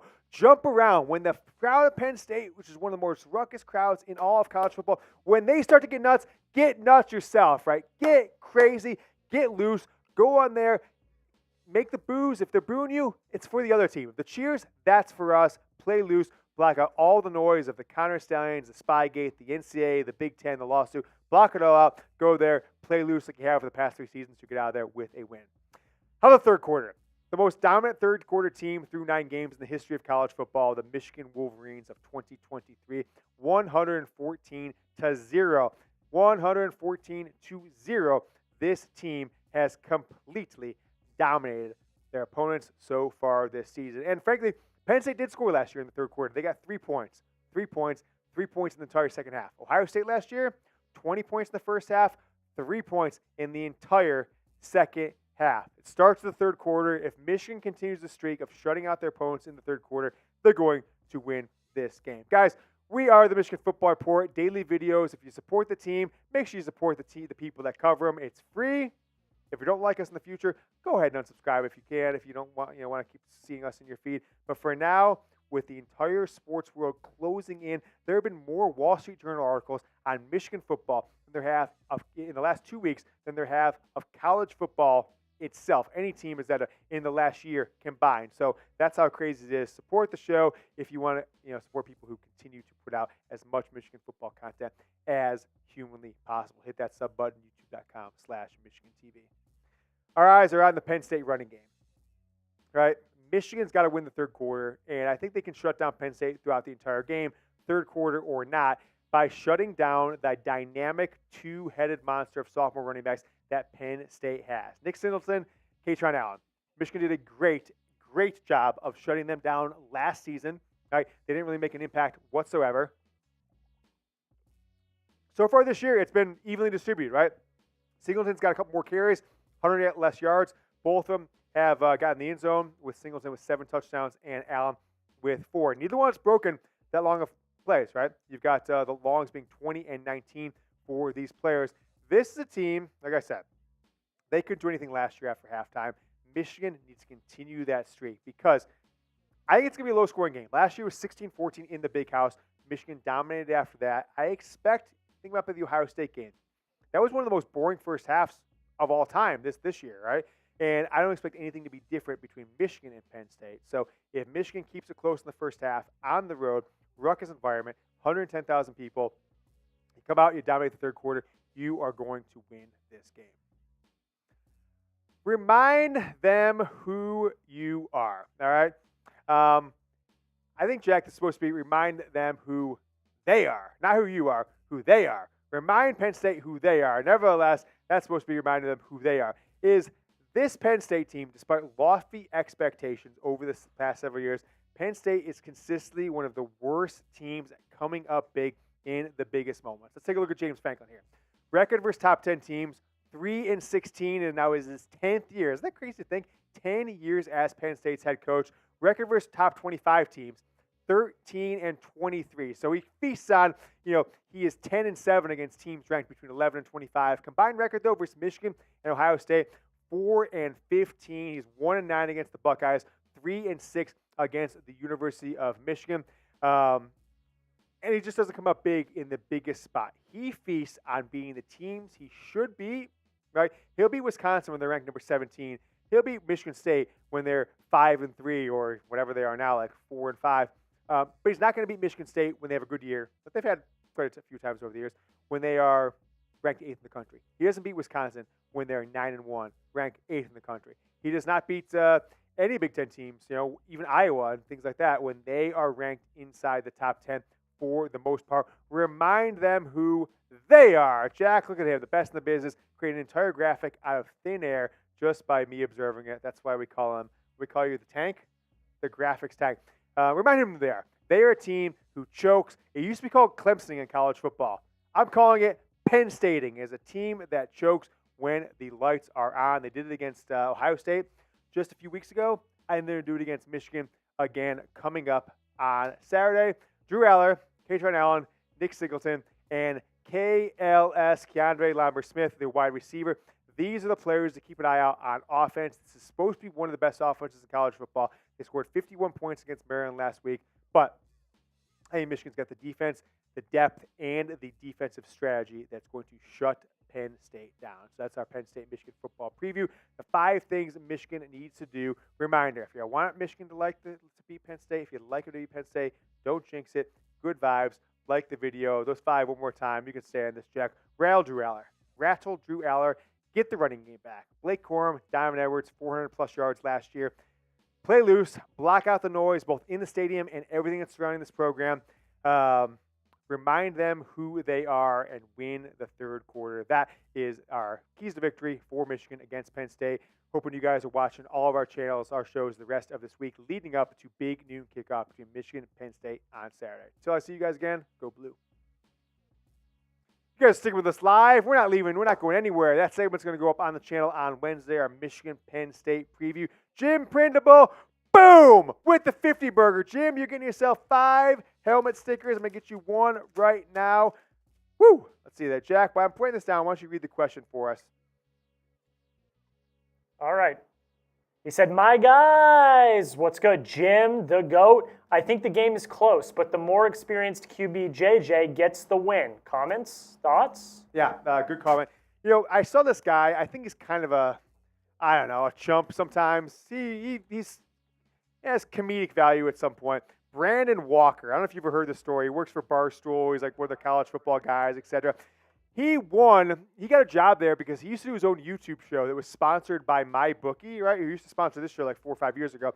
And Portnoy was trying to claim he was going to bet like $100,000 or $200,000 in the game. MyBookie said something, bet it here. Portnoy's like, I tried. You guys won't let me put that kind of action in. And then because Portnoy was going back and forth with MyBookie's Twitter account, he went and found Brandon Walker doing like a sponsored show for him. And it's like, I'm so pissed off at MyBookie. I'm going to take your host, thinking that he worked for him, which he didn't. He was just sponsoring the show, offer him a job as long as he, disavowed MyBookie and quit his show. And that's how he ended up with Barstool. But he was doing a thing a couple weeks ago, which is ridiculous, saying, oh, well, J.J. McCarthy, he's not as good as Drew Aller. He's not as good as Kyle McCord. Kyle McCord got the win against Penn State. Drew Aller did this, that, and the other.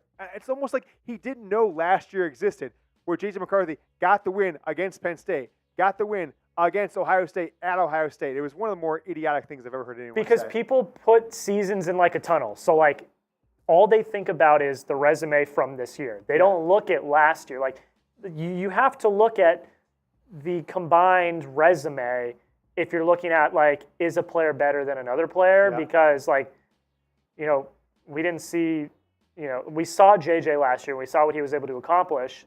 So, especially at Ohio State. Yeah, playing in a tunnel, like having tunnel vision on just this season, it's not the way to do it. Yeah, no doubt.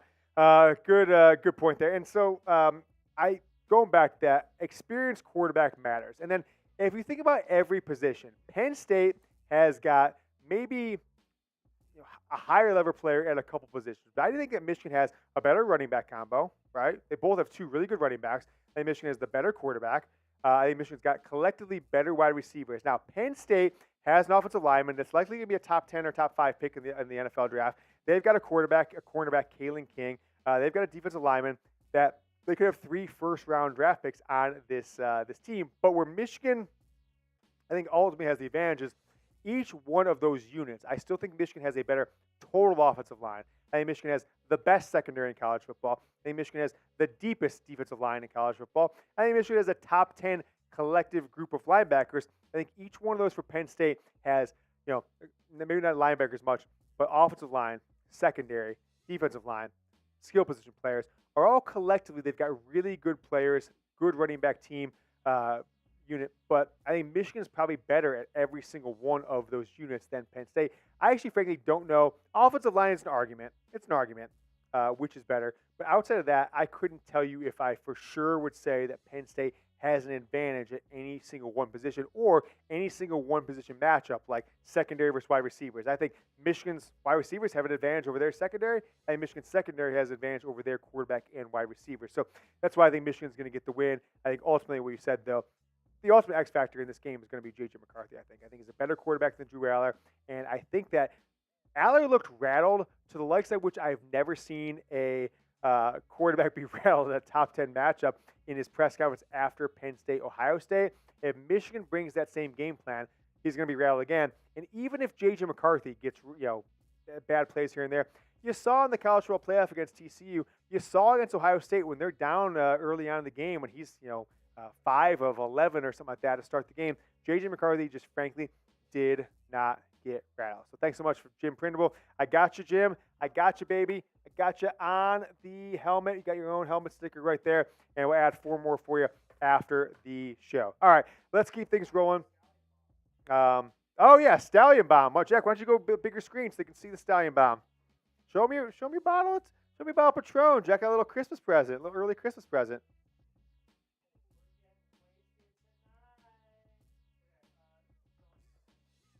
It's embarrassing. I've never done like a bomb like this before. So teach me. Do I dump or what do I do? Try not to get it all over the thing, but you drop it in. You chug it, and now it's going to kind of come and hit your face. So you got to be a wide mouth, Jack. You have a wide mouth. Okay. Don't let it spill on you. It might spill on you, but stay away from the computer. Oh, there you go. Chug. Not enough liquid. Oh, chug. Lottery.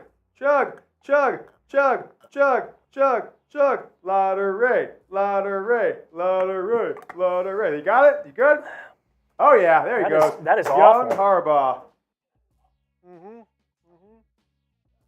It sure is. I mean, tequila and water is not the best combo of all time, but you did it well. All right, Jack, what do you want to do here? We got one more. Luke came in with the 5 for the duck race. So toss the Venmo on there one more time. Just want to give you guys one more opportunity. Why don't we do that? Hey, prize pick shot to them. I want to do another duck race. I want to do another duck race. Luke is the only one to send one in so far. So not coming as fast and furious. We probably don't have the duck race. We can't play it again right now, but we should. We want to do another duck race. That is that. Do we have enough questions to do a mailbag? Use hashtag Michigan, guys, just like I'm going to do in the comments right now. Hey, use hashtag Michigan. We will do a quick Michigan football Q&A. I'll take your questions. We'll see everything you guys are thinking about this team, what Michigan needs to do down the stretch of the season, Michigan, Penn State, any of your questions or super chat. Drop that damn shot in, says Colton, LOL. Pretty funny, Jack. Jack is not he looks like a party animal, but he is not as wild as known party animal Jack Lottery. He did go to Arizona State, so I can't even imagine what happened at that school, Jack. Tip to Jack, next time fake it out with blue Kool-Aid. I don't know what that means, fake it out. Yeah. All right, Ash. Okay, so what we got here? All right, James Strange coming in with a $5. No, that was I feel like my Venmo was just like sending me. Oh no, that was James Strange. Okay, cool. But he came up with another 5. So we got Luke again. We got James again. If anyone wants to do, it's James-Yoder-1. We will do another duck race if we get go-kart race. Let's see that bad boy. All right, Ashley Lawson with another one. So we got 3 in there. We got Ashley Lawson, James Strange, and Luke Hagemeyer. It's Hagemeyer. If it wants to be the next duck race, we're going to switch it up, Jack. You show the people what that looks like when we have. Maybe that'll drive a little more excitement. Hagemeyer. $5 to James-Yoder-1. We'll do a 50-50 duck race. So 50% of the contributions go to the winner, and 50% goes to Jack's tequila habit, if you know what I'm saying. Go-kart race. So, all right, so we got Ashley, we got Luke, we got James. If anyone wants a car, $5 to James-Yoder-1. Yeah? All right. Jack, here's what I'm going to do. Let's put one in for me and you, right? I'll donate $5 as well. So we have 5 people in this. Now the pot's up to $25. So we get one more person. We can do an official race. Jack, I'm going to, it's the honor system. If one of us wins, then okay. But if not, I'll take $10 out of my pot and send it to one of the 3 people who have joined so far. Jack's got one, Jack Lottery, James Yoder. We need one more person, Venmo $5. We will do a go-kart race, 50-50. $5 wins you at least 15 as of right now.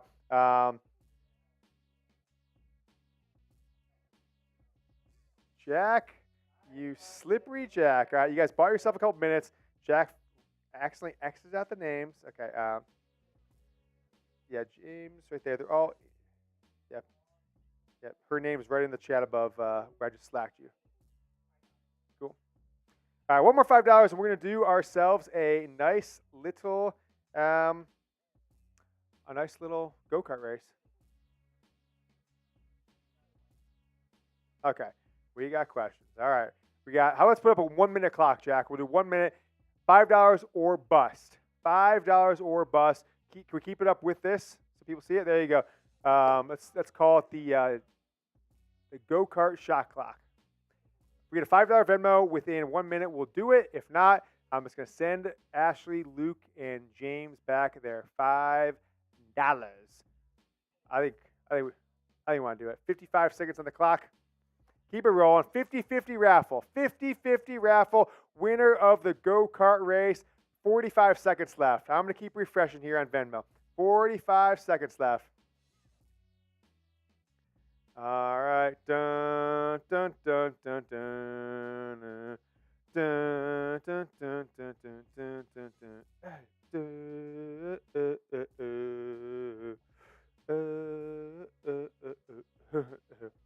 Bum, bum, bum, bum, bum, bum, bum. 20 seconds left. Not happen. Dun, dun, dun, dun, dun, dun, dun, dun. All right. Oh, here we go. John. Hey, we got two. We got two Johns. John Carnahan, Carnahan. Carnahan.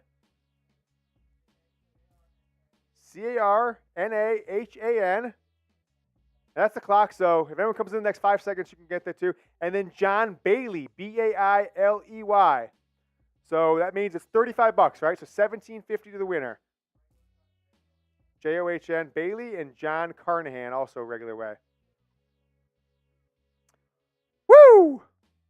All right. Now I'm feeling spicy.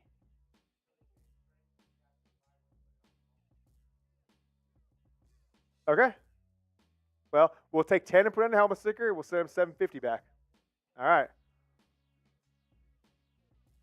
So 7 people. We got John Carnahan, John Bailey, Ashley Lawson, James Strange, Luke Hagemeyer, Jack Latteray. I'm putting 5 in for Jack, and me. I'm putting my own name in there. And by the way, just in case Jack or I win, I'm not saying we're trying. I am singing the White Stripes.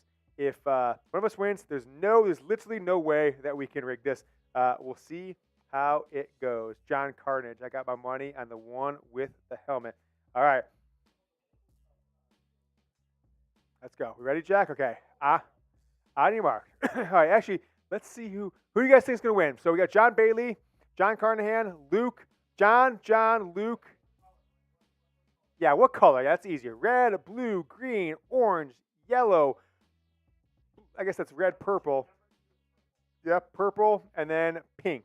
John Bailey's pink. Who you guys got to win? What color is going to win? Let me know in the comments who you guys think as we're starting or as the race goes on. I got a blue from Zaire. I'm going for blue. I'm going for John Carnahan. I think that's going to be the winner because blue or Luke Hagemeyer because he is maize. Maize or blue. Oh, red. Red. I don't know about that. Jack Latteray, you ready? You Ohio State guy, Jack? You Ohio State guy, Jack? All right. Let's get this bad boy going. Ashley Lawson says orange. Go orange. Appreciate it, Ashley. Thank you for joining this one. $35, 50-50, $17.50 to the winner. On your mark. Gentlemen, start your engines. On your mark. Get set. Go! They're off to the races. James Strange in the green car with an early lead. Followed by Luke Hagemeyer, Ashley Lawson, Jack Latteray. Oh, James Yoder takes a little bit of a lead. Now it's back to James Strange. It's James 1 and James 2. John Bailey, John Carnahan, and Luke Hagemeyer falling a little bit behind up at the top of your screen. James Strange is holding on with under 40 seconds left in here in this go-kart race. One of the great races in all time in this show. It is neck and neck. Down the stretch they come. Is anyone's race at this point. Bailey, Carnahan, Hagemeyer, Lawson, Strange, Yoder's falling back. Jack Latteray taking the lead. Now he's falling back. It's Luke Hagemeyer's race. But now who's going to be? 15 seconds. This is anyone's race. John Bailey, Ashley Lawson. Ashley Lawson's got it. 7, 6. Carnahan's pulling ahead.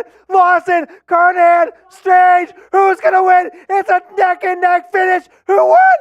I don't even know. It's a photo finish. John Bailey is your winner. Can we get a replay on that?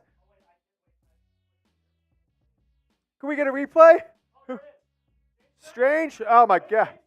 I got to pull it up to see this. James Strange won? Oh, Jack, I got to see this again. I wish the duck race lets rewind. I'm pulling it up right here. This is wild. I got to look at this again. Do you guys think they got it right? They said James Strange. I thought John Bailey won. Okay, let's find out. No offense, John or James. I'm just calling them like we see them. Oh, gosh. I want to see this again. I need to get a photo finish here, Jack. Here, you know what? Here, make me full screen. I'm going to go over towards one of these cameras. I'm going to show the people. You pull me full screen? Full screen.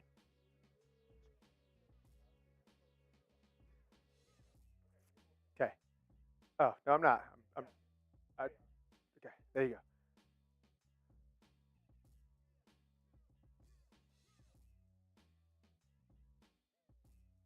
Dude, that was a tie, I thought.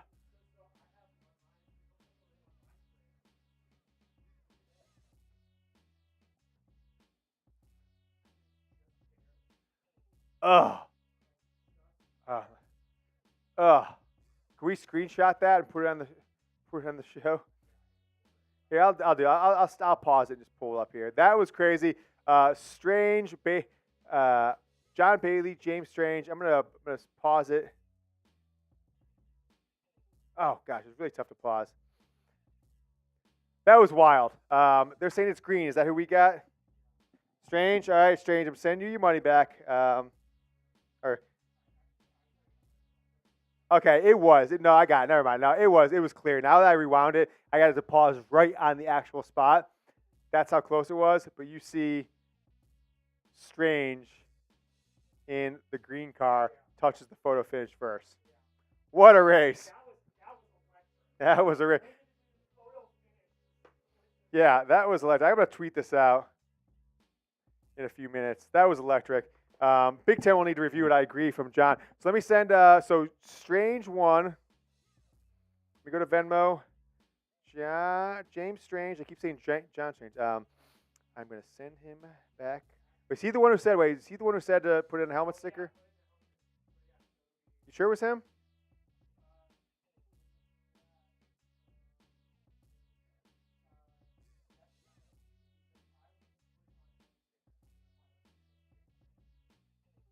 So he did win it. So I'm going to send him $750 and then a helmet sticker, right?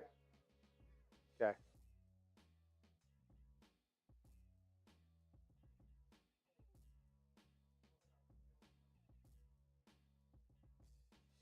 All right. I don't think, and we've done a lot of these since, we've found these at Chat Sports, and we've done a bunch of these. That's the most electric finish I've ever been a part of and that I've ever seen at Chat Sports. I mean, that was incredible. I'm going to give myself a little bit of a pat on the back for picking the go-karts because that was an electric finish. I mean, that was crazy. All right, Jack, here's what we're going to do. Because I'm addicted. Take every name on this helmet plus a couple ones that did the $10 Super Chat. I think it's those ones. I think it was all the $10 ones. Let's do one more for a helmet giveaway. So add all those names. We're going to do the 7 or 8 people who have done a $10 Super Chat tonight. We're going to do them as a it's been a long day. We're going to do one more race just because I'm addicted to these races. All right, so stick with us. Anyone who sent a $10 Super Chat, we're just going to do a race and send the winner one of the helmets, right? One of the helmets from prior. And I'll put, if you're not on one of the helmets already, I'll put you on the helmet as well. We'll send you out one of these bad boys.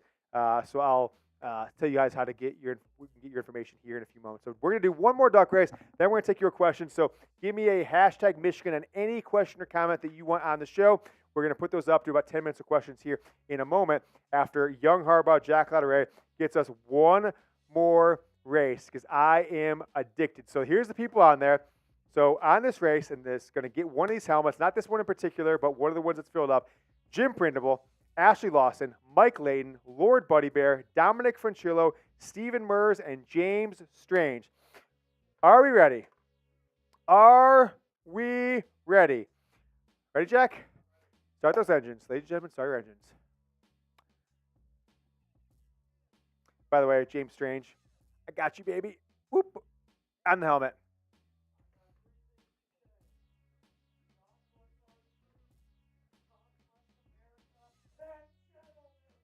Start your engines.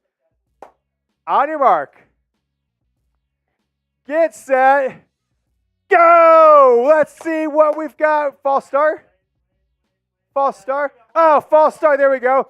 Little computer there. James Strange out to an early lead. Back-to-back titles for James Strange. Stephen Mers making a move at the top of your screen. Jim Printable making a big move. He's out to the lead. Mers is back in the lead. Dominic Franchillo in second place. James Strange coming up. Lord Buddy Bear in the green card. Mike Layton lagging a little bit. Layton, Ashley Lawson now takes the slight lead as we come up on the 30-second mark here of our go-kart race, the winner's circle, the champions of the show tonight. Dominic Franchillo in the lead in the orange cars. Mike Layton now takes the lead. Lord Buddy Bear takes the lead spot. It looks like Buddy Bear is going to pull back. Buddy Bear, hit that accelerator, Lord Buddy Bear, as Mike Layton comes out of nowhere with the commanding half-car lead. We're at 9, 8, 7, 6, 5. Mike Layton, Jim Printable, James Strange, Stephen Mers. It's a photo finish. Stephen Mers, Dominic Franchillo wins. Am I right? Dominic Franchillo wins the match, the race. Stephen Mers second, James Strange third. Oh, baby, I'm just addicted to these. I'm just addicted. We should just do this. We should do a show where it's just these. This should be a show. I'm not surprised why some of other shows have so much success. So, a winner is Dominic. Dominic, if you're still watching, DM me on either Twitter or Instagram. It's at James Yoder on Twitter or at Michigan Football Report on Instagram. Don't anybody try and confuse me and act like you're him, because I'll confirm it. And let me know where I can send this helmet to you. We're going to send you one of these. We'll put your name on it right front and center. We'll send you a Michigan Football Report hard helmet, hard hat, because that was electric. Now, let's take some questions, Jack. Let's take some questions. Take 10 minutes questions. So use hashtag Michigan, or we got some super chats in here to keep this show rolling. Let me get in my right spot here in the script, Jack. My entire computer is just a disaster at this point because I've been having so much fun with these races. Let's keep it rolling. Use hashtag Michigan or super chat Michigan Football Report by Chat Sports. Your questions answered right now. Just this week, I put 2 exclusive videos of information that I think I was the only one who have had back on Sunday night. And then again, it was last Thursday, I should take it. And then again on Monday night of information on Jim Harbaugh inside his relationship with Michigan and what they found in their own university internal investigation. Not NCAA, not Big Ten. Been making the Instagram private at Michigan Football Report. So, people don't take things out of context and others don't leak the videos or anything like that. So if you want access to those videos, I'll do one anytime I've got something I think is so important that is probably just too early or maybe a little bit too risque for public consumption.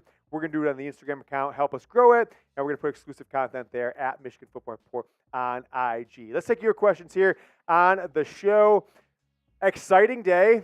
Michigan is third in the college football playoff rankings. A lot of things going on in and around the program with ESPN reporting all kinds of things on Ohio State and Purdue and Rutgers that, let's take some questions from you guys on where things stand as the Wolverines are in a top 10 matchup on Saturday noon, going into Penn State, ranked number 10 in the latest college football playoff top 25. So if you want on the show, you can still get your questions on the show. Use hashtag Michigan or Super Chat to get your questions answered. I'll take them for about the next 10 minutes. Question coming in. This one's funny. Drunken Ryan Day. Saw a lot of Drunken Ryan Days. I saw Lou Holtz in the live chat. Who is more likely to be in the same job in 5 years, Harbaugh or Day? Interesting question.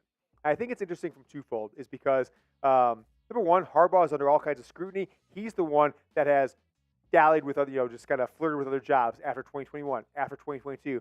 Maybe this year, maybe he gets sick of this. But Ryan Day may be under a different scrutiny, and that is the fact that he can't beat his rival in a past decade, right? It's 2020s. Ryan Day hasn't beat Ohio State, has beat Michigan.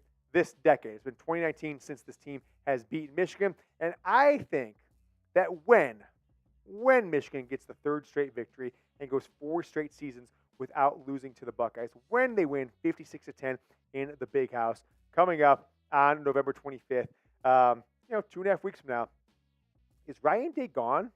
Is he on the hot seat? Is he gone?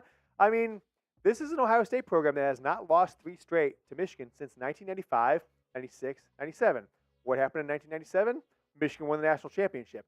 That'll, I think, accelerate the talks of Ryan Day being gone. If Michigan beats Ohio State, when Michigan beats Ohio State again, if it's an absolute blowout, which I think it will be, okay, they're talking. There's talks. Day could be gone, et cetera, et cetera. But then Michigan goes win the national championship. So then you're up against it. We haven't beat this team in 4 years, is what Ohio State fans, alumni, donors will be saying. And now they're on the top of college football. Now they're winning national championships. So I think it's something to ponder. I think it's going to be Harbaugh because I think this whole NCAA Burgergate thing, Connor Stallion Spygate thing, I think it's put more steel in Jim Harbaugh's spine. I don't think he wants to see a guy who, with his alma mater, the school he has been connected to mostly as a player and now as a coach, walking away, running through with his tail between his legs, letting others dictate his exit from this program. So I'm going to say Harbaugh. I'm going to say he'll be here in 5 years. I don't think Day will be here maybe more than another 1 or 2. And if what happens in Ann Arbor in 2.5 weeks happens, as I think it's going to happen, I think Ryan Day might only be with Ohio State for maybe another month and a half. We will see. Stephen Murr saying, since there's so much fake news besides yourself, who is someone in the media you've been following as useful information regarding Spygate? The Big House was rocking last week. It absolutely was. I think the fans were just really excited to get back on in the stadium and support this team. Look, I got Spygate.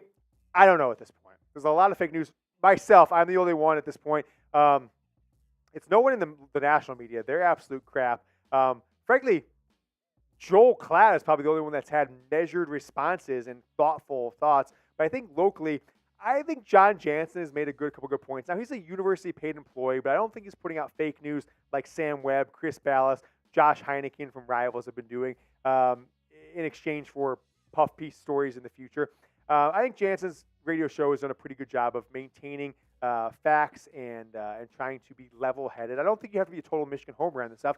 I think if Michigan did something wrong, you maybe have a little bit of a slant on it, but don't hide facts. Other one, although she doesn't play in the internet game, which I play in, is I think Angelique Shengelis for years has had to stay level-headed and hasn't sugarcoated things. But other than that, I think the Michigan media in general, outside of this show, has turned into a complete group of access journalists who will literally publish anything that someone from the University of Michigan tells them to publish in exchange for press passes and the ability to come and talk to their favorite coach, Jim Harbaugh, every Monday in his press conference and act like they're a big deal in their tiny little job. So, nevertheless, I don't think anyone from the local media outside of Jansen and maybe Angelique have any credibility at this point.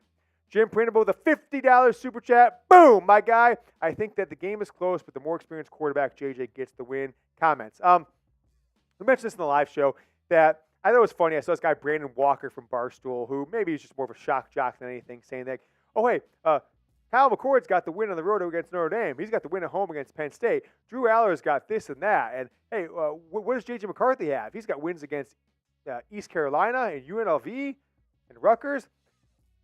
Forgetting the fact that J.J. McCarthy was a huge part as a true freshman, maybe the difference in a loss or two or to win here and there, in 2021, a Big Ten championship team, and he was a starting quarterback for a team that went to the college football playoff and scored 46 points, 45 points in a college football playoff game in a loss, but did go to Columbus and get the win, right?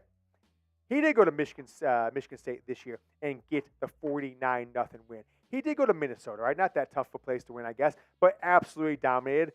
And he's been starting quarterback for one and has won total 2 Big Ten championship games. Drew Eller has done none of that. And I think Michigan has Penn State's probably got a couple higher level players. They've got an offensive lineman, they've got a defensive lineman, they've got a cornerback that are probably going to be first-round draft picks. That Michigan maybe isn't going to match that top 15, top 10 draft picks as much as Penn State will this year. But I think collectively, every single position group, I would give the advantage head-to-head, running back to running back, but also against each other, secondary to wide receiver. Wide receiver secondary, I'm giving Michigan, including head coaching, the difference, the advantage in every single position. Only thing I think Penn State has the advantage is home field advantage, which Michigan's proven over the last 2.5 seasons that really doesn't matter when you play these Wolverines. So I agree with Jim Prindable. Last but not least, the difference maker in this entire thing is the X factor, J.J. McCarthy. He has proven it. He's the best quarterback in Michigan football history. I think this is going to be the game that propels him back to the top of the Heisman Trophy rankings. One more win against Ohio State in 2 weeks, and I think you've got yourself a Michigan football Heisman Trophy winner. Guys, we're going to take more of your questions here in a moment. Predict the score, though. Michigan at Penn State. Predict the score. I made my score prediction on our live show. I'll tell it to you right now. 27-13. Michigan is going to win. I've been doing great at predicting things lately, and that's just not with our score predictions, but that's with today's sponsor as well, Prize Picks. I've won a couple times here. I haven't won every single one, but it is so exhilarating when you win your Prize Picks, the ultimate daily fantasy sports platform that takes your passion for sports to the next level. This week on Prize Picks, I'm going to 2-for. I usually do 3 or 4 players. I'm going to 2-for. A 2-for. I'm going less for C.J. Stroud. He's got to go north. He's got to go to the city of Cincinnati. It's going to be in the 40s, high 40s. He can't win in the cold weather. Cold roots, what we call him that. So I'm going less than 248.5 yards passing. He's coming off like a 470-yard performance. So ballsy bet by me, but I like it. Nico Collins, his top target with the Texans. I'm going more. 50, was it say 58.5? What? He's going to get that in the first half. I think all Stroud's big plays are going to go to Nico Collins. I'm going more. I put $10 in this. I get both those right. I win myself $30. The reason I like Prize Picks so more is it's so easy to use in less than 60 seconds. I just think of a player, think of a game, type it in. Okay, cool. Here are some stat predictions or stat numbers for these players. All I got to do is choose more or less. I'm not playing against expert players like on other daily fantasy apps, and it takes me less than 60 seconds to submit my entry. That's why I love Prize Picks. I can whip up my phone, go in an elevator, 1 minute, boom, submit my picks, and I am winning.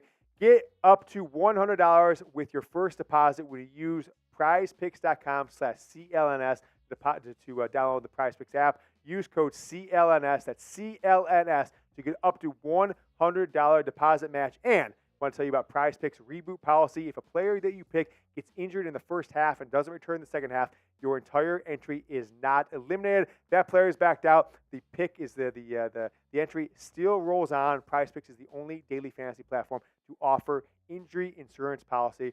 Just great app, great policy there for Prize Picks. PrizePicks.com/CLNS. Get up to $100 deposit match when you use promo code CLNS. Link is down in the comments and the description and the live chat of today's Michigan Football Report. Next question coming in from Michigan.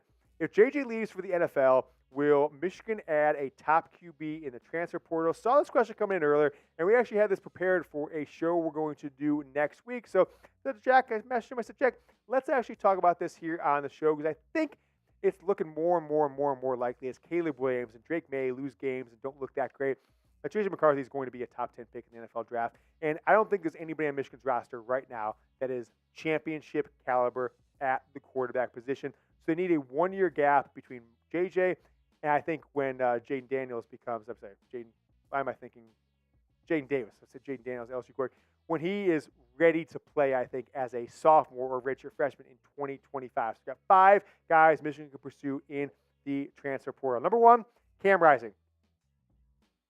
Back-to-back big Pac-12 champion, 2021, 2022. Gave Ohio State's defense literally all they could handle. Been injured here in 2023. He's going to have another year of eligibility in 2024. And he should be absolutely Michigan's top target should he decide to transfer. And, hey, maybe you could nudge him or something like that, somebody who's close to him, and say, hey, let's go play Michigan, win another Big Ten championship, go to the college football playoff for a 4th straight year. I've got Cam Rising as my number 1 target. Number 2. This is one I wasn't really familiar with recently, but he came out last week, and he talked about his future. He's not being projected as a first-round pick. Michael Pratt, he's the one that went head-to-head with Caleb Williams, right? Last year in a bowl game. Got the win for Tulane against USC. Had himself a year this year. Because he's not being projected as a first-round draft pick, Michael Pratt has indicated, at least the people close to him, that he is going to look for a top-tier Power 5 program that he could transfer for 1 more season from Tulane, go up a level, and maybe improve his NFL draft stock. Why not Michigan? I think a lot of programs will be looking at Pratt, but I think Michigan has as good of a chance as anybody should J.J. McCarthy leave the program. Next up, how about Riley Leonard? He's being projected earlier in the year. He's in the same draft class or same recruiting class as Caleb Williams and J.J. McCarthy and Drake May. the 2021 class, who's in his third year, one more year of eligibility after this year, but he's been hurt this year for the most part. And I think that injury is going to pull him back from being projected as a first-round draft pick. J.J. McCarthy's gone up. A few other guys, I mean, hell, even Bo Nix, Michael Penix are maybe being projected this season because of his injuries. Next year, could he leave Duke, get a year with Michigan, get a year with Alabama or something like that? Not crazy to think about. I think he's potentially, if he finds the right landing spot, like a Sam Hartman from Wake Forest last year, he could be someone that Michigan goes after. Next up, people will say this is crazy. Brett probably, when he sees this, he'll say it's crazy. Kansas State, super fan, Brett Scott. But how about Will Howard? They have a quarterback, sophomore quarterback that is getting Avery Johnson, funny enough, not the basketball player, but a four-star quarterback that's getting all kinds of snaps. I think after this season, they've been splitting snaps a lot. Despite Will Howard winning the Big 12 last year, performing pretty well this year. Right? They've had a couple close losses against Missouri, against Texas this past weekend. There's a good chance that he might say, you know what? They're going to ultimately just bench me. They're going to go with the younger guy, Avery Johnson, who'll be in his third year next year. Will Howard's got another year of eligibility. Not really lighting up the NFL draft boards by any means. He could potentially look around. It's not anything I've heard so far or yet, but I think it's one. He's a quarterback that's performed at very high levels, right? Big 12 championship, beat TCU last year, if you guys remember, and that he could potentially be in the portal looking for a top tier job like a Michigan, like an Alabama, like even a Notre Dame. And I think the Wolverines would be doing, great service to the program if they reach out to Will Howard, should he be in the transfer portal. Last one, not really a name that you probably heard of, but he was a 5-star quarterback just 2.5, 3 years ago. Same class as J.J. McCarthy. Brock Vandagriff, right? 5-star quarterback in the 2021 class. Went to Georgia, but it's kind of been lost in the shuffle, right? Sat on the bench for 2 seasons as they won back-to-back national championships and lost out to a player a year ahead of him this year at the quarterback position for Georgia. Super talented, was right in the race for the quarterback role going into the season, ultimately lost out on it. And if, what's the Georgia quarterback's name? I'm forgetting at the top of my head. If Georgia's starting quarterback, who has another year of eligibility, decides to come back next year, which I think he would because he's not yet a top 20, what's it? Carson Beck. How did I forget that? Carson Beck is not, he's kind of on the fringe of first round by some people right now, but I don't think he's going to go first round personally. I don't think 7 or 6 quarterbacks are going to be drafted in the first round, and that's kind of where it'd have to shake out for him to make it. I think Beck will come back next year, and that means that Brock Vandagriff will be in his 4th year in college football and not have a chance to see the starting lineup. I don't think he's going to want to waste 4 years of eligibility. I bet if Beck comes back next year, that Brock Vandagriff will look for greener pastures, a chance that place he can go in and instantly start. Michigan could be that place for him. Guys, if you would like to beat Ohio State again, make sure you are liking this video. Under 3 weeks, Michigan, Ohio State at the Big House, November 25th. I can absolutely not wait. Give me a boast in the comments as always, but also like the video. Just keep the good vibes rolling. We've been a good vibe show for 3 seasons. No negativity, all good vibes. Keep it rolling. Like the video. Beat Ohio State again. Andrew Nichols coming with the question. He says, I've been hearing a lot about JJ winning the Heisman. What are the chances of winning? So he's 3rd in the Heisman odds right now. Caleb Williams is out of it. But Michael Penix, Bo Nix. And they're putting up better stats than JJ right now. And I actually think Bo Nix has got a lot of momentum behind him. And Oregon's looking really, really good as of late. I think if both those guys continue to play at a high level, the winner of that Pac-12 championship game probably wins it. But if they struggle, if it's a situation where one of them loses the game before the Big 12 championship, then JJ's right in it. But I don't think that JJ is just depending on one of those guys to lose. Now, his stats, as we stick on this graphic for a second, his stats are nowhere close to either of those guys, but they're throwing the ball a ton more than him, right? Penix has over 818 more passes than JJ does. Bo Nix has nearly 100 more passes than he does. But JJ's right there with touchdowns. And he's also one who puts the ball in the end zone from the ground a little bit more, 3 touchdowns on the ground rushing. If J.J. McCarthy is the reason Michigan wins at Penn State, and the entire country takes notice, just like they did against Michigan State when he had his 4 touchdowns a few weeks ago, and then just like kind of they did, although he didn't get any touchdowns, with a 335-yard performance against his past game against Purdue. If J.J. McCarthy takes the world by storm on Saturday against Penn State, I think he goes into that game against Ohio State, and you win, you look good, you probably could lock up a Heisman Trophy, or it becomes so close with the winner of the Pac-12 Nix or Michael Penix against J.J. McCarthy, and it just comes down to voters. Now, I did mention this writer, Greg Doyle from CBS, formerly CBS Sports, is fired from there. Indianapolis Star says, I'm a Heisman voter, and I'm not even going to put J.J. McCarthy in my ballot because of the Connor Stalions Spygate situation, which I think is absolutely outrageous, and that guy should lose his Heisman vote. But I think that JJ's got as good of a shot as any of those guys, although he is now third in the betting markets for the Heisman Trophy. Let me ask you guys this question. Thinking back to the Aiden Hutchinson, David Ojabo-led 2021 Michigan football defense that really reintroduced this program to the elites of college football. Compared to this 2023 team, not as many top-level stars or stats, I don't think yet. Certainly not as big as Aiden Hutchinson was at this time 2 years ago, or David Ojabo. But you've got, I think, a much deeper defensive line than you did even 2 years ago, right? You got 7, 8 deep on that defensive line right now. And you've got a better linebacker group than you did, especially with the depth provided by Ernest Hausman and others.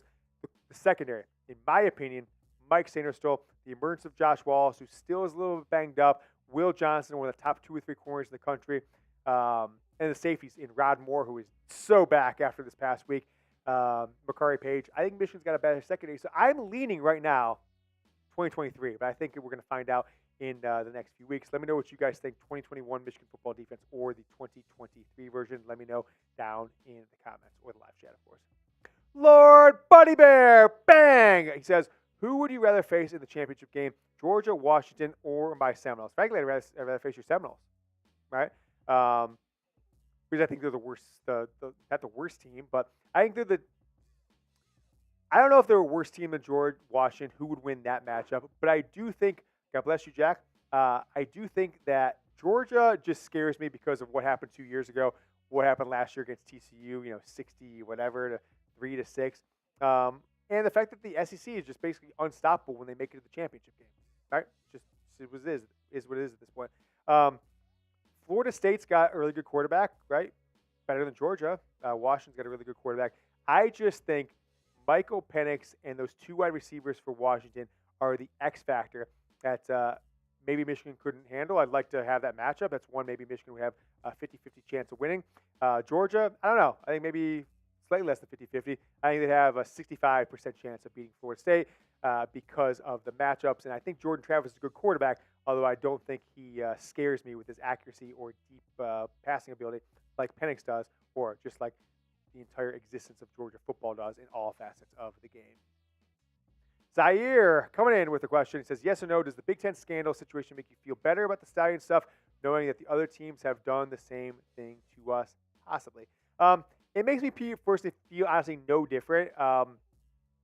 I've long held the thought that almost every team that's winning at a decently high level probably has some sort of skeletons in their closet, whether it's recruiting, whether before NIL it's paying players, whether it's covered up for guys who failed drug tests or DUIs or anything like that, or get into criminal mischief and looking the other way, glad hand the local cops, or stealing signs, or something like this. So I don't think it really matters. I hope Michigan's situation is not top down.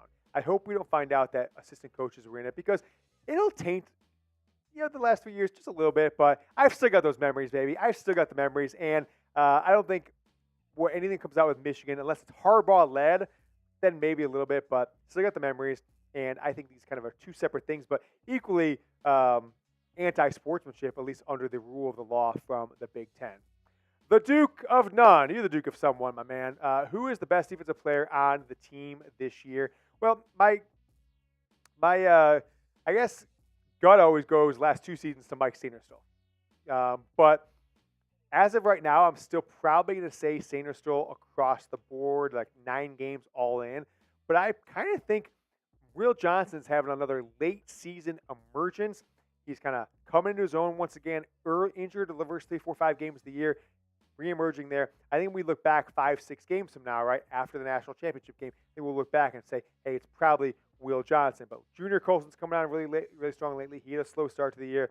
Mike Sainristil, in totality of 9 games, would get my vote. But I think after the entire season's over, I'm going to go with Will Johnson. Guys, we're sitting at 28,664 subscribers here on the Michigan Football Report as we get towards 29,000. Make sure you guys are subscribed to the channel, Michigan Football Report by Chat Sports. We're going to have daily videos every single day the rest of the season, all the way through the national championship game on January 8th in Houston. Houston or bust. Hit that sub button if you want more Michigan football content in your YouTube feed every single day. Mike Layton coming in. Last question here on the show. Mike is a hard hat member, $10 super chat. He says, I told you about Mikey and Roman being a elite since day one. My next favorite is Samaj Morgan. Your thoughts on him, and how do you see his future? I mean, this guy has really introduced himself to Michigan football fans the last few weeks. He had that touchdown a couple weeks ago, had those screen pass the 5-yard line, and juke jive. It was like Barry Sanders in there, Steve Breaston, get the end zone. This past week, he exploded on that reverse. Jack, I didn't even see him going in motion slowly. Got the ball 44 yards into the end zone. So we've yet to see him be a true downfield threat outside of that one catch against Rutgers, where he did make a hell of a catch, turned around, caught the ball, etc. So he's gotten the end zone a few times this year as a true freshman. He was winning Freshman of the Year every single week, basically, like 5 or 6 of the first 7. But Jim Harbaugh said this week he is now ineligible for Freshman of the Week because it's unfair at this point. So underrated recruit. I don't know who he reminds me of in Michigan football history. I kind of think he reminds me of like a Steve Breaston, although their body types aren't that similar, but kind of the plays they make early on in their career. I think he's got a future as a potential punt returner because of his speed and agility. Big-time future. I have yet to be convinced that he's truly going to be Michigan's number 1 wide receiver, at least in the near term, but he has introduced himself to the Michigan football fan base, and the entire landscape of college football is going to know his name before this season's over, maybe even coming up on Saturday against Penn State. Going to be a big part of Michigan's game plan next season when guys like Blake Corum and Roman Wilson and others are out. Thank you so much to Mike Layton for the question. That is our Michigan football mailbag. We will see you guys in the next video. Go Blue. Let's get some Bosas in the comments. We're about to wrap it up as we are 9:02 Eastern. We've been live for 122 minutes. Jack, do you want to give another away helmet before we go? I got the itch. You want to give away another helmet? Hard hat, I should say, not helmet. Hard hat? Let's do it. Oh, wait. We got duck race. Someone sent me a duck race after the duck race. Oh, no. Wait, no. No, they didn't. That was somebody else. Oh, it's funny. See, this is where I get confused. No, it says JV paid me for the duck race. Do we leave JV out? JV, did I forget about you? It says it was right after Ashley. I don't think I missed it. No, it was after. Never mind. We may have missed JV. We may have missed him. Here's what I do, JV. I appreciate it. I apologize. We didn't include you. I don't think no, that was a long time ago, right? Like, you said it was, so he may have been watching like on delay. So I'm going to send JV his $5 back.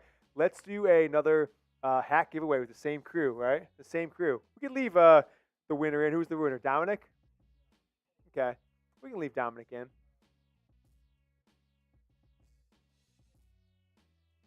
Ashley sent $5 to hard hat. Ashley, I'm going to send you that $5 back because the hard hat's for, you're already on there, right? You're right? Ashley's on there, right? So don't have to do it again, Ashley. I'll send you that $5 back that you just sent in Venmo. Appreciate that. But we're going to send it back to you because you're already on it. We're going to give one more hard hat away. It's anybody who's super chat $10. You're already involved. So I'm going to send JV and Ashley back the $5 because I didn't get JV in the race. I must have missed it. And then Ashley, this one's a free entry that we're going to do one more race for the hard hat. And you're, of course, enrolled in the helmet, which we hope to give away next Tuesday. I think is probably the best outcome. So $5, JV, pay him back. What's this for? Duck race refund. Pay.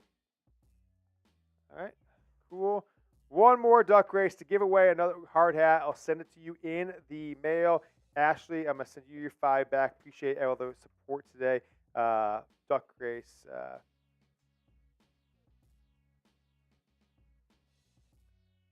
All right. Ashley's got hers back as well. Let's do another duck race. So who do we got here? We got James Strange. He's already won. That's who won the last one, right? Strange, or is he the one before? Okay, Strange the last one. Ashley Lawson, Jim Printable, Mike Layton, Lord Buddy Bear, Dominic Francillo. Dominic won the helmet, yeah. Okay, that's right. James won the money. Dominic won the helmet. So Dominic's getting one. Make sure to send me that message. Dominic is getting the hard hat. Steve Mers and James Strange. Let's see how this bad boy goes out. Let me take a little sip of water here.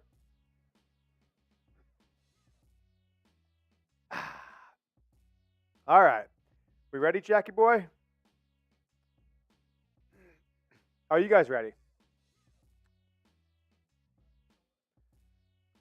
Gentlemen and ladies, start your engines. On your mark, for hard hat, send it off to you.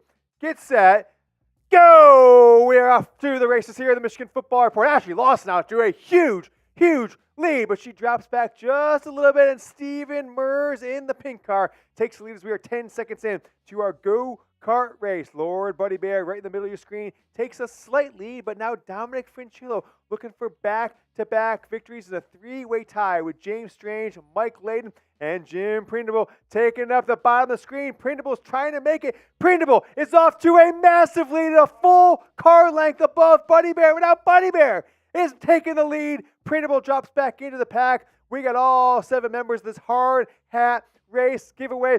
James Strange, Steven Mers, Dominic Francillo, Lord Buddy Bear, Mike Layton, Jim Prindable, Ashley Lawson. 14 seconds left. Jim Prindable's in the lead by a nose. Can we get another photo finish? Ashley Lawson drops back. Mike Layton coming up. Who's going to be? 3 seconds left. 2. Dominic Francillo. Back-to-back wins. Francillo wins it again. Francillo wins it again. Back-to-back wins for Dominic Francillo. I don't think we need to send him 2 hard hats. We got to send him something different, I think we got to send him something different. Oh, I think we got to send him something different. So Mike Layton came in second. Here's what we're going to do. Mike, you're getting a hard hat. Dominic, we're going to give you the Don t-shirt. All right, slack me that. Dominic, we're going to give you the Don t-shirt. So I'll put these on the winners today who we're sending to on the YouTube community tomorrow. So we don't forget anybody. So we got Dominic, you're getting a hard hat and a Don t-shirt. Mike Layton, second place. We're going to send you the other hard hat. So if Mike, Dominic are watching, send me a DM on Twitter at James Yoder or Instagram. Or if not, if you don't see this right now, we'll put it up on the channel tomorrow, and I'll keep hounding it on shows until I hear from you guys so we get your addresses and send it home. That was electric. I was excited about that. Mike Layton says, hell yeah, it's my birthday tomorrow. So there you go. We'll be sending you a helmet for you there. Mike, hit me on Twitter or Instagram so we can get your address or any address. We can send you the hard hat. As coming in second place, we don't want to just send one person the same thing over and over. Guys, thank you so much. We'll put up content, put a video up here in about an hour or so on the channel. We'll have one up tomorrow, Michigan Penn State preview, and then that mailbag will go on the channel either Thursday or Friday. Expect a big day tomorrow. Potentially suspension for Harbaugh indefinitely. Might happen tomorrow, might happen Thursday. The second any news breaks in this program, we'll be putting out a video, maybe even go live if it happens. So I see you guys next time. Go Blue.